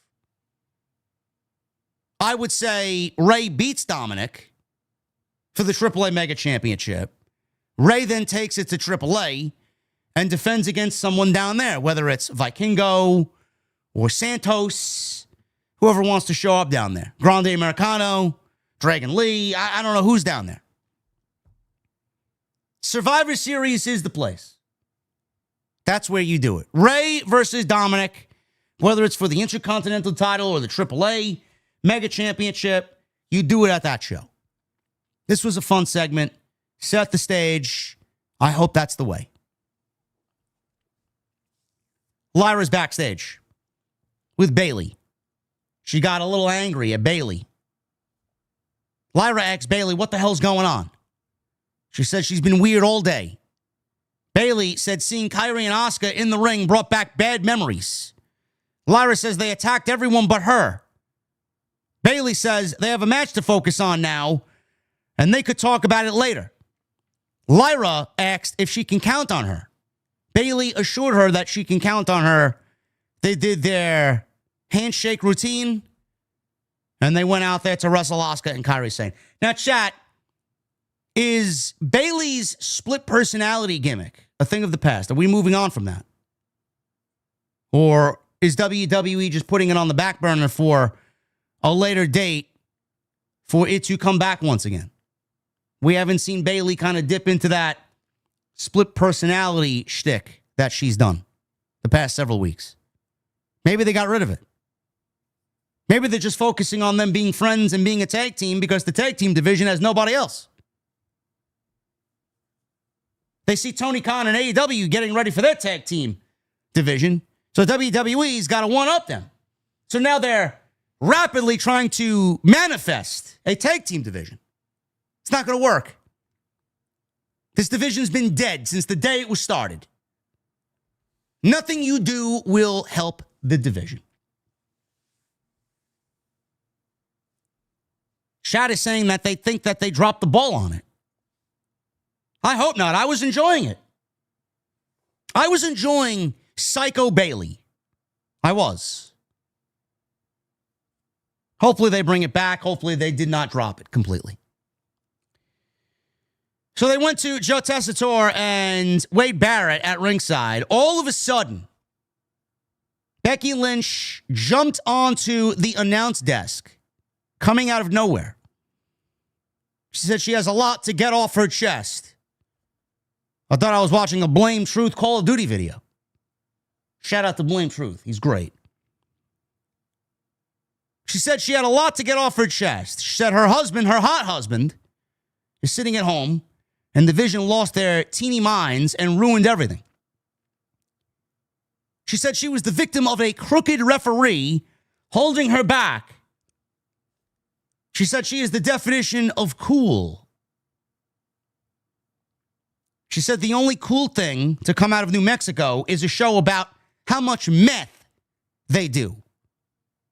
She was speaking about Breaking Bad, which is one of my favorite shows of all time. She went into saying how great she is, and Sports Illustrated says it, Bleacher Report says it. She said she's a lifelong student of the game, and Maxine cannot cram for this test against her. She said their next match will be Maxine's last. Welcome to the big time. Becky slammed the microphone down, and she walked away. As Becky walked up the aisle, she crossed paths with Asuka and Kairi Sane, who were walking out, making their entrance for their match with Bayley and Lyra. They eyed each other. Becky walks away, staring Asuka and Kairi Sane down in the aisleway. Now, I don't know where we're going with the women's War Games situation. If I was to take a stab at it, it looks like we may be getting a situation where Becky leads her team of Asuka and Kairi Sane. We may get Roxanne Perez, and we may get Raquel Rodriguez. Maybe. Becky, Asuka, Kairi, Roxanne, and Raquel. 5. Against a returning Rhea Ripley, who we have not seen because she reportedly broke her nose at a house show in Australia while they were touring over there for Crown Jewel. A returning Rhea Ripley, Io, Bayley, Lyra, and I would assume that we get AJ Lee back into the fold, and AJ Lee leads her team against Becky's team for War Games. Now, I want to maybe include Maxine. We did see Charlotte and Alexa out there, but Charlotte and Alexa have absolutely nothing to do with War Games, nor should they be involved in War Games. At that point, you are just forcing two women into a match that have no business being in there because, let's be honest, they have no tensions with anybody, and they're holding a set of titles that is fucking dead. Why would they be in War Games? Oh, but they're fighting Asuka and Kairi for the titles, JD. Yes, next week on Raw. That barely warrants them being in War Games. Becky, Asuka, Kairi, and then the Judgment Day. 5. Roxanne and Raquel. Rhea, Io, Bayley, Lyra, and AJ Lee. Or maybe if AJ Lee, because let's be honest, AJ Lee has not been on TV, Maxine has been on TV, maybe we just take AJ out and put Maxine inside War Games, and maybe it's Maxine, Rhea, Io, Bayley, and Lyra. Because AJ Lee has not been on TV. We have not heard anything about AJ Lee. We haven't seen AJ Lee. There's 3.5 weeks to go before Survivor Series, and she hasn't been on fucking TV at all during the build. She made Becky Lynch tap at WrestlePalooza, and we haven't seen her since. And Becky's been feuding and having a problem with Maxine, not AJ. But Maxine, last week, asked for another match with Becky, and she said before she could go to Adam Pearce and get the match, which he's going to give her, she has to go seek guidance from someone. Who that is, I don't know. Could be AJ. Could be Natalya. We didn't find out who that was, and it wasn't really mentioned tonight. So I don't know. We will see what happens, but the Women's War Games, if there is a War Games, is coming off of Raw. SmackDown, nobody wants anything to do with that division on Friday night. Nobody. There's nothing coming out of that division. There's barely anyone in the division. Which is going to be a problem for Jade Cargill if you're going to have that woman hold the championship and want a successful reign out of her. You better start doing something ASAP, because the women you got in that division surrounding the champion doesn't really make for a fruitful reign so far. You're going to have to do something before Bianca gets back. What that is, it's Friday Night SmackDown. I don't trust anything that comes off of Friday Night SmackDown. Kabuki Warriors versus Bayley and Lyra. This was very good. Went 15 minutes. This was actually one of the better matches on the show. This was a better tag team match than the main event tag team match we got. Asuka and Sane, they were beating up Lyra, getting the heel heat. Lyra came back with a gut-wrench powerbomb on Kairi. Bayley tagged in. She comes in running wild on Asuka. Hits a diving elbow drop to the back of Asuka. Goes for a cover, gets a 2. Sane cut off Bayley after making a blind tag. Bayley comes back with a Bayley to belly, which I wish she would make into her finishing move again. The Rose Plant is awful. Nobody knows how to take it. Nobody takes it good. Bayley gave Kairi Sane a sunset flip powerbomb into the turnbuckle. Lyra followed with a diving leg drop, which looked very good. Kairi broke up the cover, and I mean fucking by a eyelash hair. She broke up the cover. Barely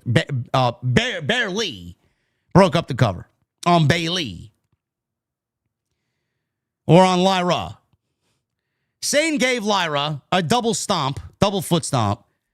And Lyra held herself up using the ropes here. Bayley broke up the cover. Lyra and Bayley hit Sane with a backbreaker elbow drop combo, but Asuka broke up the cover. Bayley broke up a double team attempt by Asuka and Kairi Sane, so Asuka shoved Lyra into Bayley, knocking her off the ring apron. Lyra tried to move off the ropes. Asuka caught her on the Asuka lock, and Lyra tapped out. Asuka and Kairi cornered Lyra after the match, but Alexa Bliss and Charlotte Flair ran out, and they ran to the ring, and they chased the heels away. Asuka and Sane were all smiles as Bliss and Charlotte posed with their women's championships. I don't really care. I don't really care about this tag team. It should be fine between the team of Charlotte and Alexa versus the Kabuki Warriors. If you really want to build the Kabuki Warriors up, I think it's time to crown new tag team champions. Charlotte and Alexa Bliss are doing nothing. Let's be honest. Asuka and Kairi Sane need to beat Charlotte and Alexa. The SmackDown women's division at this point needs all the help that it can get. And realistically, you got two singles wrestlers, two women's singles wrestlers parading around as a tag team where they're not really a tag team, and they need to be in the division. This experiment is over. They've done nothing with the titles. There is no division to build around them. It's a fucking waste of time. Put the belts on Asuka and Kairi in the division that actually has so much more depth compared to the Friday night one. So if the match is happening next week, I'm crowning Asuka and Kairi Sane new champions. That's the way I do it. Charlotte and Alexa, I don't know where you go there, but Jade's going to need baby faces to work with. There you go. I don't know what more you need to do. Asuka and Kairi win in 15 minutes. This was a very good match. In fact, it was better than the main event that we got with CM Punk and Jey Uso versus the Bronze. We got a lot of tag team matches on this show. This was one of 3 back-to-back-to-back tag team matches. Backstage, Raquel and Roxanne were celebrating. They won their match 2 hours ago, and they're celebrating now, high-fiving each other. Perez says Raquel gets a title match next week against Stephanie Vaquer. Oh, it's Raquel. I thought it was Roxanne getting the title match. It's Raquel. We'll see. Finn Bálor and JD McDonagh are claiming that the women's title is coming back to the Judgment Day. Dominik interrupted and started complaining about Rey Mysterio. He asked where they were. Bálor said they weren't invited to his celebration because he wanted the spotlight onto himself to call himself the king of the luchadors. Bálor says they need to go back and win their tag team titles tonight, the ones that he, Dominik, cost them. Still blaming Dominik for getting that match and costing them the tag team titles. When Bálor and JD left, Raquel told Dominik why they were upset with him. Perez says he should go make things right tonight because someone has to be the bigger person at some point. She says it would mean the world to them if he walked them out to the ring and ended up in their corner for the tag team title match coming up. She said he is, after all, the king of the luchadors. And Dominik said, you know what? She makes a good point, and that is the right thing to do. He got up and he left, and he went out to ringside to go accompany Finn Bálor and JD McDonagh in the next match, which was against AJ Styles and Dragon Lee for the tag team championships here. This was a great match. I don't know if this was better than their match a few weeks ago, or a couple of weeks ago, rather, but this was still very good.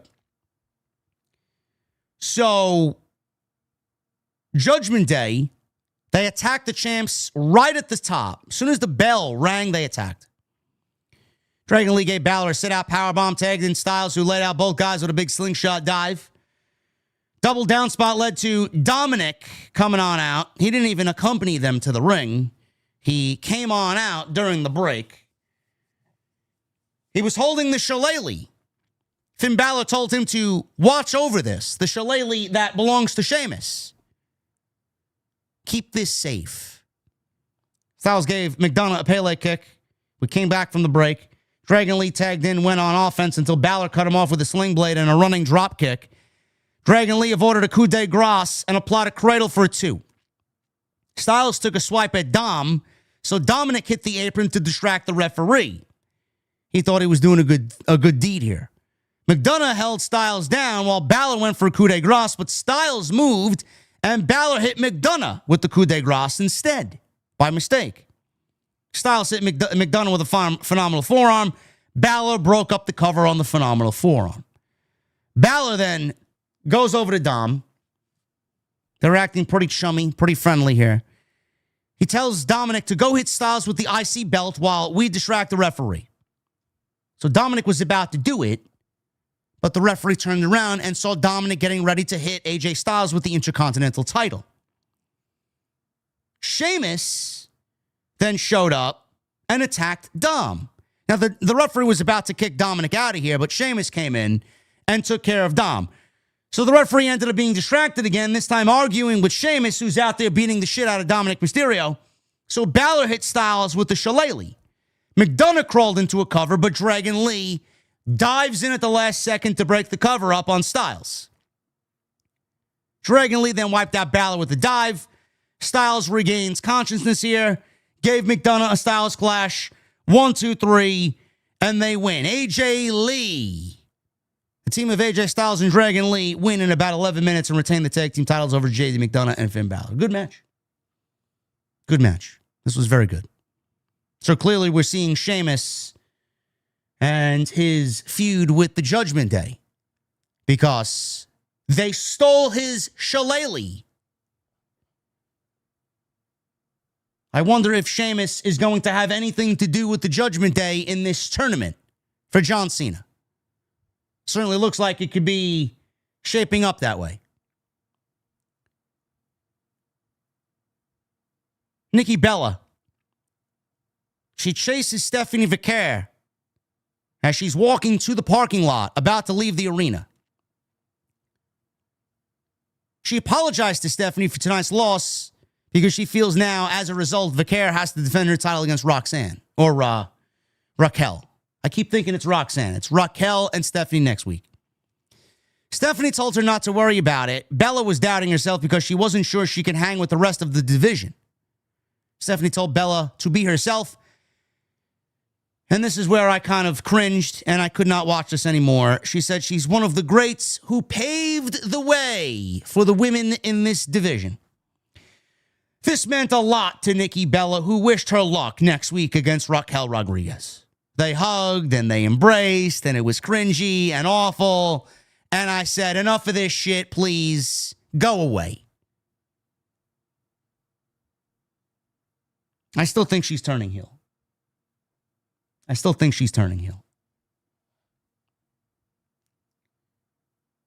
Paul Heyman. Speaking of turning heel, they certainly teased something here with Heyman and Yeet Man. Heyman meets Jey Uso in the locker room as he's stretching before his match with CM Punk in the Bronze. Heyman told Jey in the locker room that he always keeps him guessing, and he cannot figure out why he agreed to team with CM Punk. Jey said everyone is in his ear. Roman's in his ear. Jimmy's in his ear. OG's in his ear. He said Punk beat him one-on-one, and he respected that. He said he doesn't care what Roman or him or the world says about him. Clearly, he cares about the world and what they say about him because he basically embraced everybody as soon as he lost on Friday with an Instagram reel or an Instagram story. He even got his father parading around on burner accounts defending Jey Uso at all costs on X. Yes, they certainly do care about what they think of Jey Uso. So, he cares about what's in his heart. Heyman says he asked the Bronze not to get involved in his affairs, but the leashes are off now. He says you don't conform with the vision, you will get slapped down every week you show up. Heyman said that doesn't apply to him because he can tell Jey has a vision all of his own, and he likes it. He wished him luck tonight. Now, they certainly wanted to tease you there with Jey potentially turning on Punk, with Heyman saying that he's got his vision all to himself. He's got his own vision. Adam Pearce announced 4 names and 2 matches for the John Cena This Is Now tournament. The time is now tournament. The time is now. John Cena Invitational. Adam Pearce announced Rusev versus Damian Priest and Shinsuke Nakamura versus Sheamus. Now, I look at this, and I look at Rusev versus Damian Priest. It should be a hard-hitting affair. Should be a good match. Good match. I'm glad Rusev is in it. I didn't really care for Priest being in it. I could have chosen 1,000 other fucking guys to be in it, not named Damian Priest, but here we are. So Rusev and Damian Priest is going to be a solid match. Shinsuke Nakamura, I would not have included him in the tournament. I don't know what the fuck he's doing in there. But he's going one-on-one with Sheamus, and Sheamus doesn't have bad matches. Sheamus is one of the most consistent performers in the business. I would be lying to you if I told you I was over the moon excited about these two matches. They just, on paper, seem like two fundamental every week matches that we would normally get on WWE television. There's nothing different about them. There's nothing unpredictable about them. There's nothing crazy about them. There's nothing exciting about them. Two basic main roster matches. I thought we were going for something a little bit more exciting, a little bit more different, a little bit more unpredictable. The average age of all four of these guys is 44 years old. Didn't John Cena say that the reason for this tournament, with 16 men involved, is to give back and pay homage to the first day where he showed up to announce ruthless aggression to Kurt Angle, to afford the opportunity to someone to make a name that he did 20 plus years ago. Isn't that what he said? Meanwhile, the average age is 44 years old between all four of these guys that they announced tonight. 4 of the 16 competitors tonight announced 44 years old.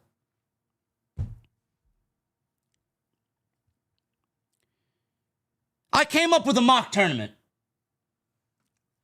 And I posted it on social media today. It got quite a bit of traction. I wanted to have some fun with it. 105,000 views, 1,000 likes, 146 comments. This was the tournament that I had come up with. Round 1, Gunther versus Sheamus, with Gunther defeating Sheamus. Penta versus Rusev. Now, we've seen it, but what I would have had Penta get his win back over Rusev. At least he's in the tournament. I would have had Javon Evans in the tournament go one-on-one with Jeff Hardy. I would have had Javon Evans defeat Jeff Hardy. And being that we got Carmelo Hayes and The Miz feuding on SmackDown, I would have put them in a first-round match. I would have had Carmelo Hayes versus The Miz with Carmelo defeating The Miz. And I would have kept it with those 8 guys on one side. Now you look at the other side. A mixture of talent. I would have had Ilya Dragunov and Finn Bálor go one-on-one with Dragunov defeating Finn Bálor. Trick Williams going one-on-one with Matt Cardona. Being that he's been on NXT, Trick Williams is one of the faces of NXT. I would have had Trick Williams beat Matt Cardona. I would have had Rey Mysterio versus Joe Hendry. Joe Hendry's made a mention that he wants an opportunity to be a part of John Cena's final match. There it is. I would have had Rey Mysterio defeat Joe Hendry. And then I would have put Rey Fenix in that slot, one-on-one against Nick Nemeth, the former Dolph Ziggler. I would have had Rey Fenix beat Nick Nemeth. Round 2 would look like this. Gunther versus Penta, Javon Evans versus Carmelo Hayes. I would have had Gunther beat Penta, and I would have had Javon Evans beat Carmelo Hayes. So you're looking at Gunther versus Javon Evans in the semifinals. Tell me that doesn't get you excited. Tell me that fucking crowd wouldn't melt with Javon Evans making a fucking babyface come from behind possible victory over Gunther. The opposite side, Dragunov would go one-on-one with Trick Williams. They have a history in NXT. Dragunov would win. Rey Fenix would go one-on-one with Rey Mysterio. Rey Fenix would get the win. So you're looking at Gunther versus Javon Evans and Dragunov versus Rey Fenix. Obviously, Gunther would beat Javon Evans and Dragunov would beat Rey Fenix. The finals take place at Survivor Series with Gunther versus Ilya Dragunov. and Gunther defeating Ilya Dragunov to go on to Saturday night's main event to wrestle John Cena on December 13th. Tell me that is not a better tournament than the fucking one WWE has already started with these two matches here. And I see a lot of people, oh, this should be saved for Javon Evans. Javon Evans versus John Cena. Carmelo Hayes versus John Cena. Or Obafemi versus John Cena. If you want Obafemi versus John Cena, then John Cena, you know, the talk of him winning the Intercontinental Championship from Dominik Mysterio, it would make sense for him to win it, to drop it to somebody like Obafemi. But if he wins the Intercontinental Championship to wrestle Gunther, that makes no sense whatsoever. If you want to do that, then Obafemi should be in the tournament and Obafemi should be John Cena. But that's the only way that works. Obafemi's the only guy out of the youth that I would have in that spot to beat John Cena. The stars have to align. The creative needs to be right. And if that's what you want, fine.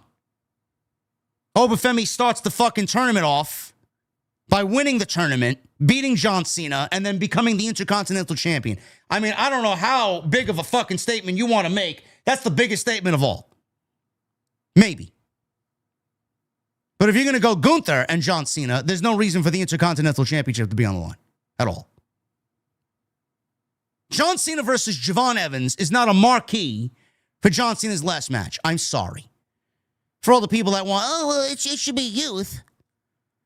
Carmelo Hayes versus John Cena is not going to sell for John Cena's final match. I'm sorry. Gunther, somebody that has equity, somebody that's been built, versus John Cena. That's the marquee. It's just the way WWE thinks. If you want Obafemi in the tournament, he needs to meet Gunther in the finals and beat Gunther. Or maybe Gunther's not even in the fucking tournament and you pair him up with Dragunov and it's Dragunov versus Obafemi. But if you want Obafemi to be the guy, he wrestles Gunther in the final round. He wins the tournament. John Cena would have already beaten Dominik for the Intercontinental Championship. He's the new Intercontinental Champion. John Cena then puts the Intercontinental Championship on the line against Obafemi, and Obafemi wins the Intercontinental title. Now, you got a ways to go before we get there. You got ways to go. And I like that. I like the sound of that. I don't trust WWE to do that. Dave already got it right. Dave Meltzer, that is. He's already gotten it right with the tournament. He mentioned it weeks ago. He was proven right. There is a tournament, 16-man tournament. It also came from the Observer that Gunther is already slated for the finals. If Dave got that right, I doubt that Dave is going to get the final winner wrong. There are ways to go to make it special. I gave you a tournament that reeks of special, unpredictable matches that you normally wouldn't see. What did I tell you on Saturday when we covered Saturday night's main event? They need to make it unpredictable. They need to make it fun. They need to make it special. Announcing Sheamus versus Shinsuke Nakamura doesn't speak to me as special. Announcing Rusev versus Damian Priest doesn't speak to me as special. They look like two random matches that you would see on a Monday or a Friday night.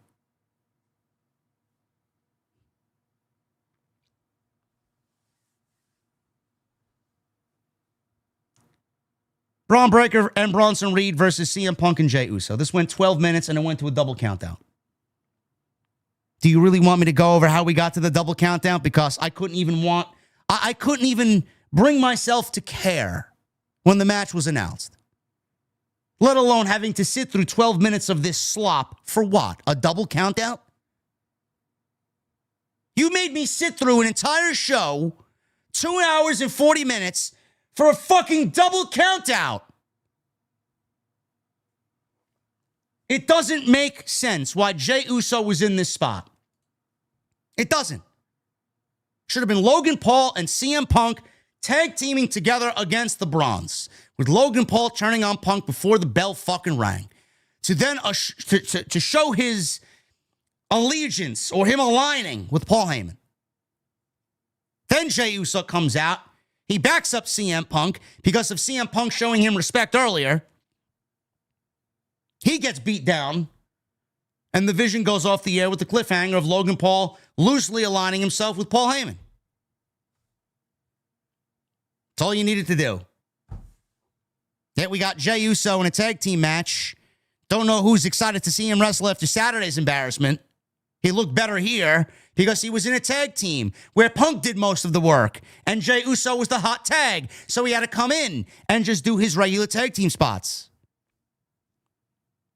CM Punk took most of the match here and gave Uso time to come down from his entrance while he stood on the apron, because he would have been gassed within 2 minutes of the match. Logan Paul should have teamed with Punk.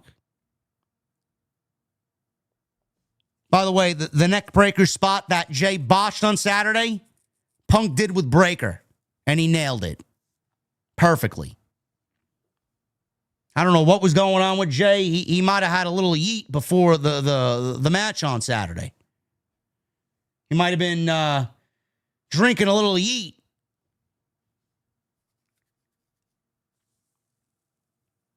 So after the match was over, we got a double count out. Jay reverse whipped Breaker into the ringside steps. Punk threw Reed onto the announce desk, told Jay to get him. Breaker caught Jay with a super spear at ringside. Reed recovered and knocked Punk into the security barricade. Fans were chanting for Roman. Breaker gave Jay a spear in the ring. Reed held him up. Reed landed a tsunami. Punk slid into the ring with a chair, so Reed and Breaker retreated to ringside. They looked under the ring and pulled out 2 chairs. Punk looked at this situation now, obviously with the Bronze holding steel chairs, and he looked concerned. He held up his chair. Logan Paul then arrived, got into the ring, and stood next to CM Punk wearing brass knuckles. He put the brass knuckles on, looking like he was going to back up CM Punk. He then punched CM Punk out. Knocked him out. Heyman looked shocked. He assessed the situation. Logan raised his hand, took off the brass knuckles, held it up to Heyman's face, and he looked through one of the holes on the brass knuckles to look at Paul Heyman in the eye. And he handed the knuckles to Paul Heyman, who smiled. Logan held out his arms, smiled at Heyman. Heyman smiled back, and the show came to a close. Like I said in the intro, the Vision needed another top-tier heel. Logan fits the description. Obviously, they played up the Jey Uso heel turn earlier in the night. They didn't do that. Paul Heyman, he also went to Jey Uso and said that Jay's got his own vision, which was playing up the fact that Jay may turn on CM Punk here, which did not happen. And it ended up being Logan Paul. Again, I don't know why Logan Paul did not team with CM Punk and just do this right at the start of the match. Why we needed this to go 12 minutes to end in a double countout. I don't know. It's fucking stupid. It's a waste of my time. It's basically the same main event that we've gotten for the last 3 months. Why? Braun Breaker, Bronson Reed, Logan Paul. So we may add Austin Theory to the mix after much speculation with the news of him still being in the creative talks for the Vision. And then obviously Brock Lesnar will round out the Vision with his loose partnership with Paul Heyman. CM Punk, Jay, Jimmy, Roman, and LA Knight. That's your War Games match right there. And that was your Monday Night Raw. Again, it was a cliffhanger. We'll hear from Logan Paul, I'm assuming, next week on what his reason is. He does have some brief history with CM Punk. They don't like each other. They did meet in the Elimination Chamber. So, there is a great dislike there, but I'm assuming he'll address the fans on why he's aligned himself with Paul Heyman. hopefully next week. Like I said earlier, I don't like the fact that we're still slow dripping these teams with 3.5 weeks to go before War Games. Like, everything should already be laid out. Everybody should be on TV. Teams should be set. The build should be already building. It's the same formulaic way they go about War Games every single year. I don't know what takes them so long to just give the announcement for what the teams are. What is the wait for? If everybody was on TV, these shows would be a lot more exciting, and these shows would be a lot better. This was a solid Monday Night Raw. We got some really good in-ring. I actually enjoyed this better than Saturday Night's main event. I wish that they would treat these shows or Saturday Night's main event like they do a Monday night, instead of it being so fucking straightforward and sterile. Just match after match after match after match. Good night. No backstage interview, no promos, no nothing. It's like that. It's like almost they don't even. It's like they don't even want to be there. Then why bother? You're giving me 2 hours of television, and you're charging a fucking lung to sit in these arenas for these shows. Give me a show instead of predictable garbage. Monday Night Raw was solid. Can't wait to see what these teams are looking like, especially the women. We'll see what happens next week. Thank you guys very much for joining me here on this Monday night. If you did enjoy this particular review here tonight, I would really appreciate you guys hit that thumbs up. We are looking at 662 likes. I'd love to get that to at least 800. If you guys want to get those thumbs up, and it helps me out tremendously, helps out the channel, helps out the video. So get them on in.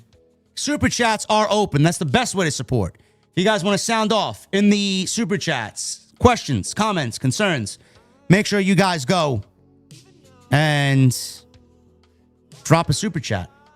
It's the best way to support the channel.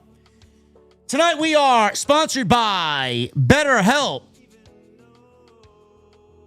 You know, wrestling fans, sometimes life feels like bad creative. It feels like an AEW Dynamite, let's be real. Full of swerves, no direction, a few too many false finishes. And no matter how strong you guys are, there are days when even the best of the best needs someone in our corner. That's where BetterHelp comes in. BetterHelp connects you with a licensed therapist who's trained to help you work through life's toughest storylines, anxiety, stress, relationships, burnout, whatever's keeping you down. And the best part, it's completely done online. No waiting rooms, no travel, no cutting a promo about your problems to a stranger in person. You just fill out a short questionnaire, get matched with a therapist, and if it's not the right fit, you can switch anytime. No extra cost, no heel turn required. With over 30,000 licensed professionals and more than 5 million people helped, BetterHelp is the biggest roster of trusted pros in the world, and they're all in your corner.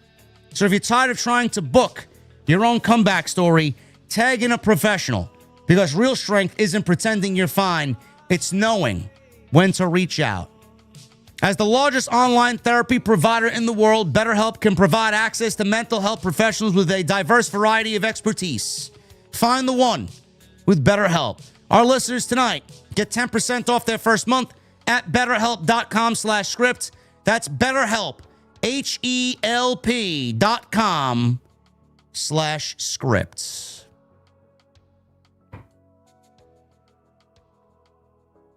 Let's get into these super chats.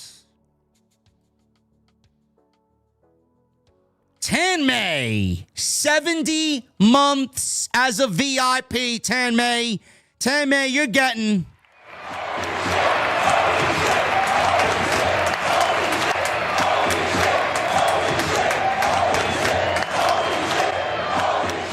Tanmay, man, that is a long fucking time. Tanmay is the longest tenured member of the OTS VIP club. The guy is a legitimate beast. Michael Krause with the $2 super chat. Good Monday, JD. OTS, let's go. Yeah. Thank you, Michael. Michelle with the 2. Put Logan Paul in the vision. He cannot be a face. That was made at 8:30 p.m. I guess Michelle got her wish. Baltimore Jackson with the 199. What's up, Mr. JD? Hope all is well. OTS for life. Thank you, Mr. Jackson. Twister 1296. Pro wrestling sucks in 2025. Raw was fine and the crowd was good, but my goodness, I'm just fatigued from pro wrestling this year. Raw was okay, though.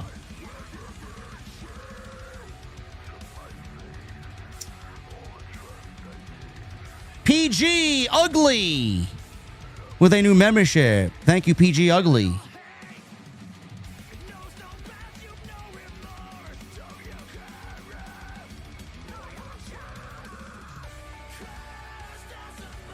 Baltimore Jackson with the 499. WWE needs more tag teams. Tired of the Judgment Fools. Well, they have tag teams. They're all over on SmackDown. If they merge the titles, we'd have an actual division. The Baltimore Jackson with a 499. There's nothing about Logan I like. He's just odd and annoying. I'm starting to be annoyed by Jey Uso and his yeet mess. Overall, I'm just annoyed.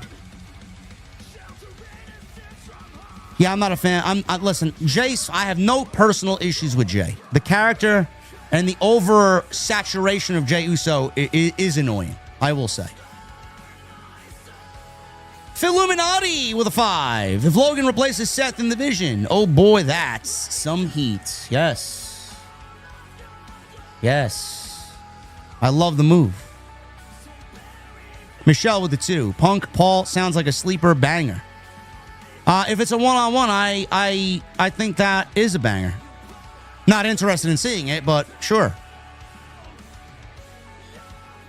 Sidro with a $2 super chat on intro with, oh my goodness, Grandma thought I was watching porn.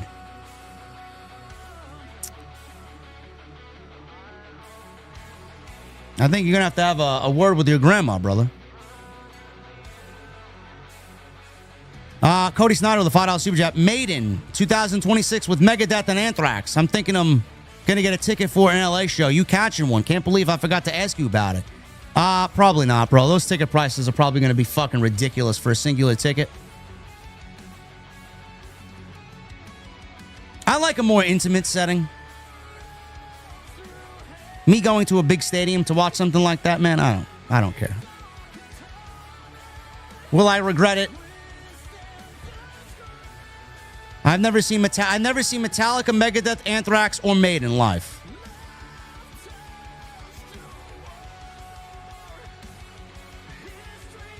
Captain Solo with a 52 months. Glad to see they have plans for Logan Paul. Actually, a decent Raw tonight. Yeah, it was solid.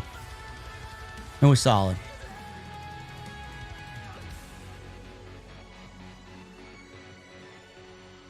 Doc Proc 144 with a 199. This episode of Raw was so trash, man. No, it wasn't. It was not. Is anybody here listening going to be at the big event next weekend, next Saturday on the 15th? I may show up. Actually, I will show up.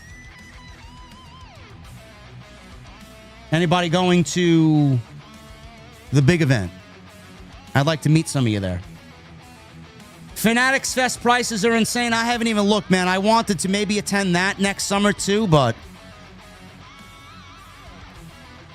you know, I went late to Comic-Con, man. I spent $100 on my ticket for Comic-Con.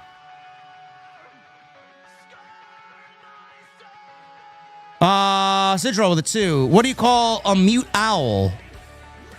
Whatever. It doesn't give a hoot.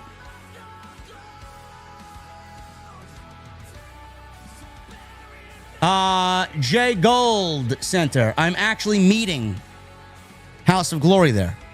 It's the reason I'm going. To have a discussion.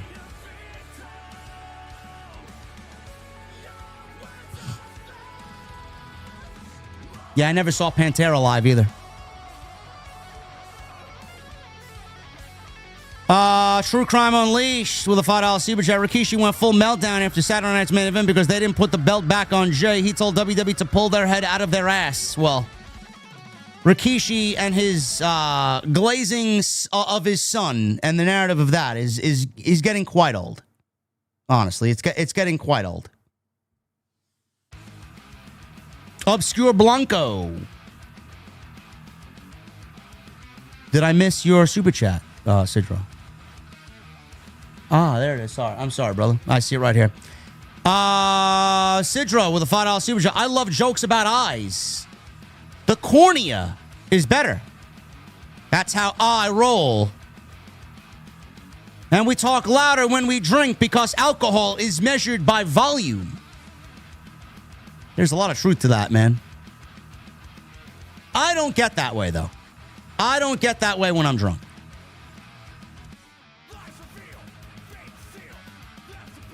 Based CLC. Hopefully Hog wakes up and it goes well. Brother, I'm probably finished with them, honestly. It is what it is. I won't be surprised if I'm meeting with them to ultimately get fired, honestly. Thank you, Sidro. Obscure Blanco, the 199. Arthur Morgan versus John Marston. Who wins, JD? Arthur Morgan. Eddie Valentino with a 5. In my opinion, Ray vs. Dom should be saved for Triple Mania. Triple A's version of WrestleMania. Mask vs. hair. Didn't they just have a Triple Mania?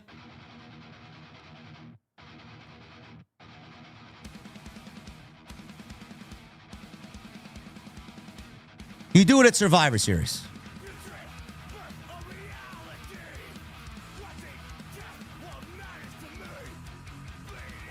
Asura X with a $10 super chat. Hey, JD, do you think WWE eventually gives world title to Logan Paul? Would they have him take it away from Punk or wait till he is over enough as a babyface down the line? Logan Paul will be, I don't know when it will happen, but Logan Paul will at least be a World Heavyweight Champion.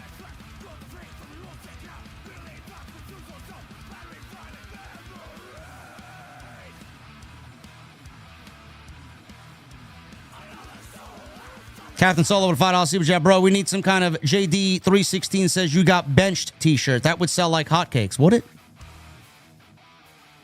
Would it? I don't know if the t-shirt... Listen, every single stream, the t-shirts are right underneath the stream. If you guys were so interested in buying t-shirts, you would buy the t-shirts that I already have made. Especially the Tuesday Night Titans one, which is probably one of the best designs that I've ever had.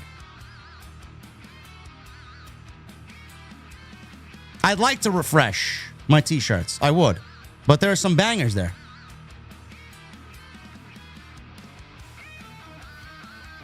True Crime Unleashed with a $2 super chat. Pete Dunne was under the red mask tonight. He was.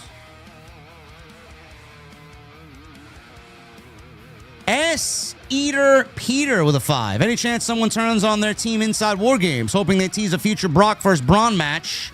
Maybe Braun accidentally spears Brock in the match. If that's the case, it will probably be from the babyface side. I think either Roman or the Usos or Jimmy and Jay. Or maybe Punk and Roman. Now that Punk is the champion, we could be looking at a Punk versus Roman main event for WrestleMania.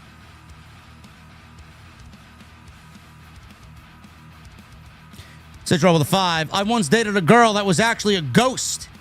Had my suspicions the moment she walked through the door. P.S. On a low sodium diet and exercising now for my heart. Just bought myself a walking pad, bro. Spent $500 on a walking pad. I did 1 hour of cardio on the walking pad during Raw tonight. It's going to be my new weekly activity during these shows.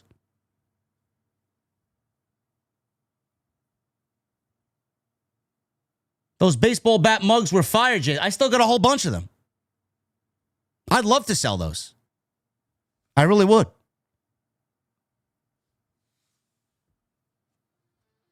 You know what we need to do? Let me shut the music off. You know what we need to do?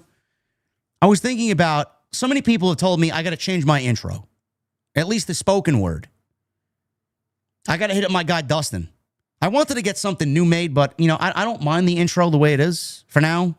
At some point, maybe I'll get bored with it. But I do have to change the spoken word. I want to leave it to you guys.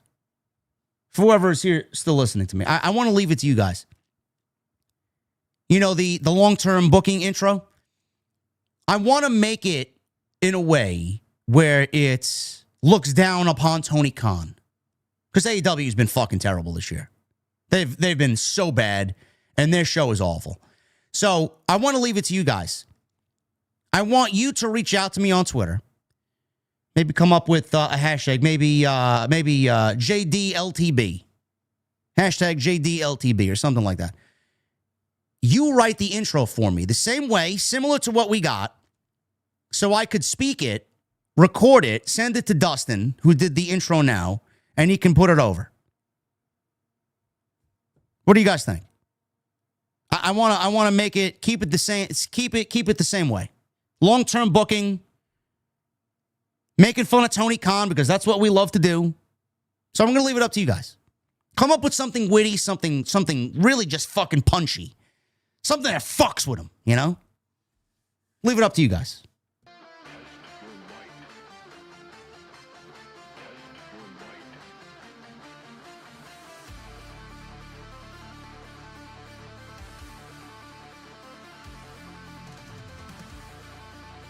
Role model. No. Me oh my with a 2. Long and slow builds create bigger climaxes. Triple H. Yeah, I'll show you motherfucking climax. Oh! NM94 with a 2. Braves hired manager with a 283 and 365 career record. Yeah, they hired Walt Weiss. I am not excited for the season based off that announcement.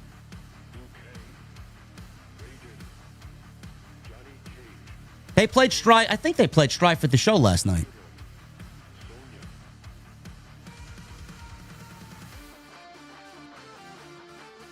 KMG, thank you again, brother, for the $100 super chat.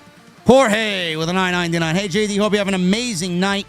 Have you ever listened to Disturbed? If so, what is your favorite song and album? Much love. Jorge, thank you, brother. My favorite album is the debut album, and my favorite Disturbed song is Stricken. Mainly because of Guitar Hero.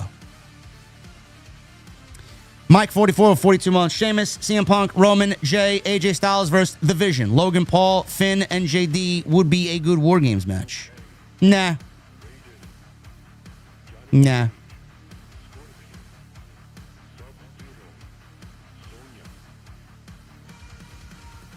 Cody Snyder with a $2 super chat. I apologize for being toxic, but AR Gold sucks. AR Gold is a fucking virgin. The guy has no life. He has no hobbies. He has no woman. He has no interest outside of Twitter. He's like one of the poors begging Elon, please, sir, may I have some more spare change so that I could buy? What do people like that buy?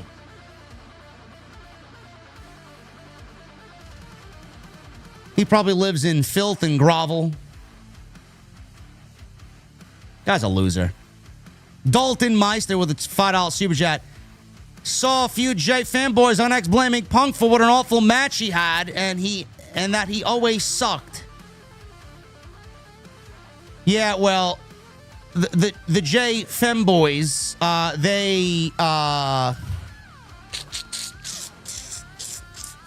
They need to come to grips with reality.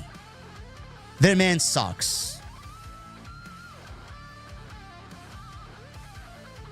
Dalton Meister, thank you, brother. Bastardo, what's up, brother? $5 super chat. That was nuts. The way you told that guy off earlier who said you're never satisfied was on point. It never feels like a true war, just a gimmick match. Yeah. Bro, these are all valid criticisms from a valid fan. Whoever wants to come in here and say that clearly hasn't been watching the fucking streams, and they just let their 4 weeks lapse to simply get blocked. It's exactly what they did.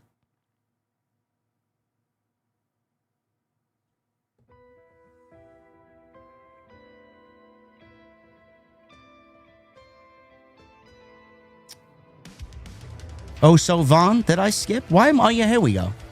I don't know why I'm skipping, brother. Oh, so Von 5 with a $4.99. I'm from San Diego, so are Dom and Ray. The direction is one-on-one with them in San Diego, and there's no better place for them in that city on that stage. It will be great. I absolutely agree. I absolutely agree.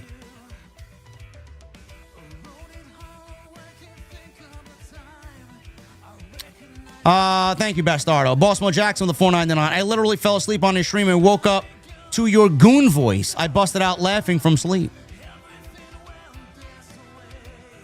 It's pretty late, bro. Go back to bed.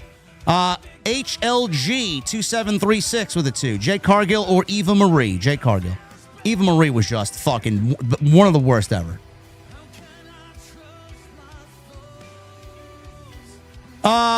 Based CLC. How was Raw, JD? I just woke up and saw you're live. I hope it was good. Keep up the great work. It was a solid show, brother. It was a solid show. Sidro with a $5 super chat. Rather, someone goes into Cena match gaining equity instead of having an established equity like Gunther.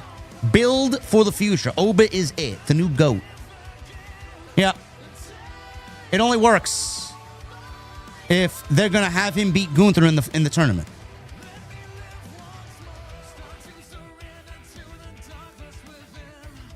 Hurricane Tumbao with 63 months. That is, you know,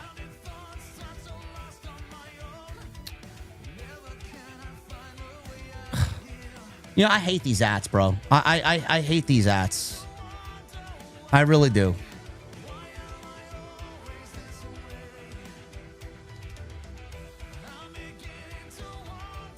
JD, you are the only one keeping the IWC awake this year. Much love to you, brother. Thank you, man.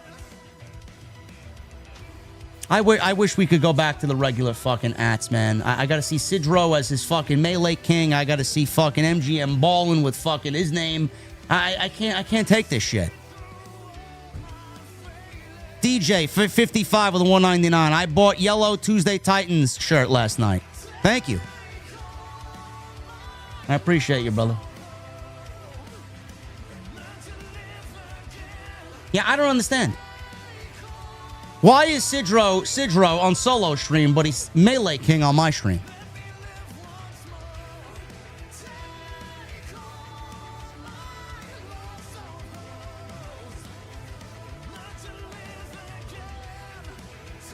Triple M with a 2. Still no D2 roadmap. Game as dead as AEW right now, said. I was on, bro. I played like for 2 hours today. I played the event just to level up the fucking the pass. So I could get my my Halloween ghost shell and ship.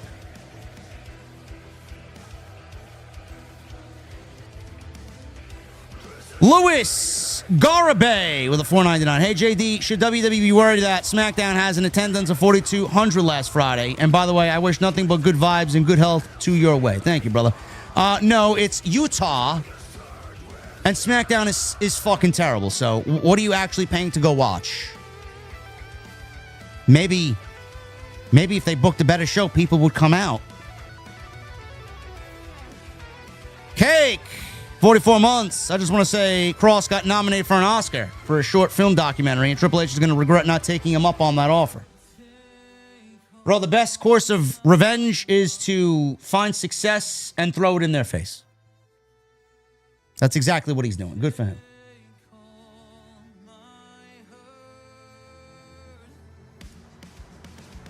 I bought Arc Raiders tonight.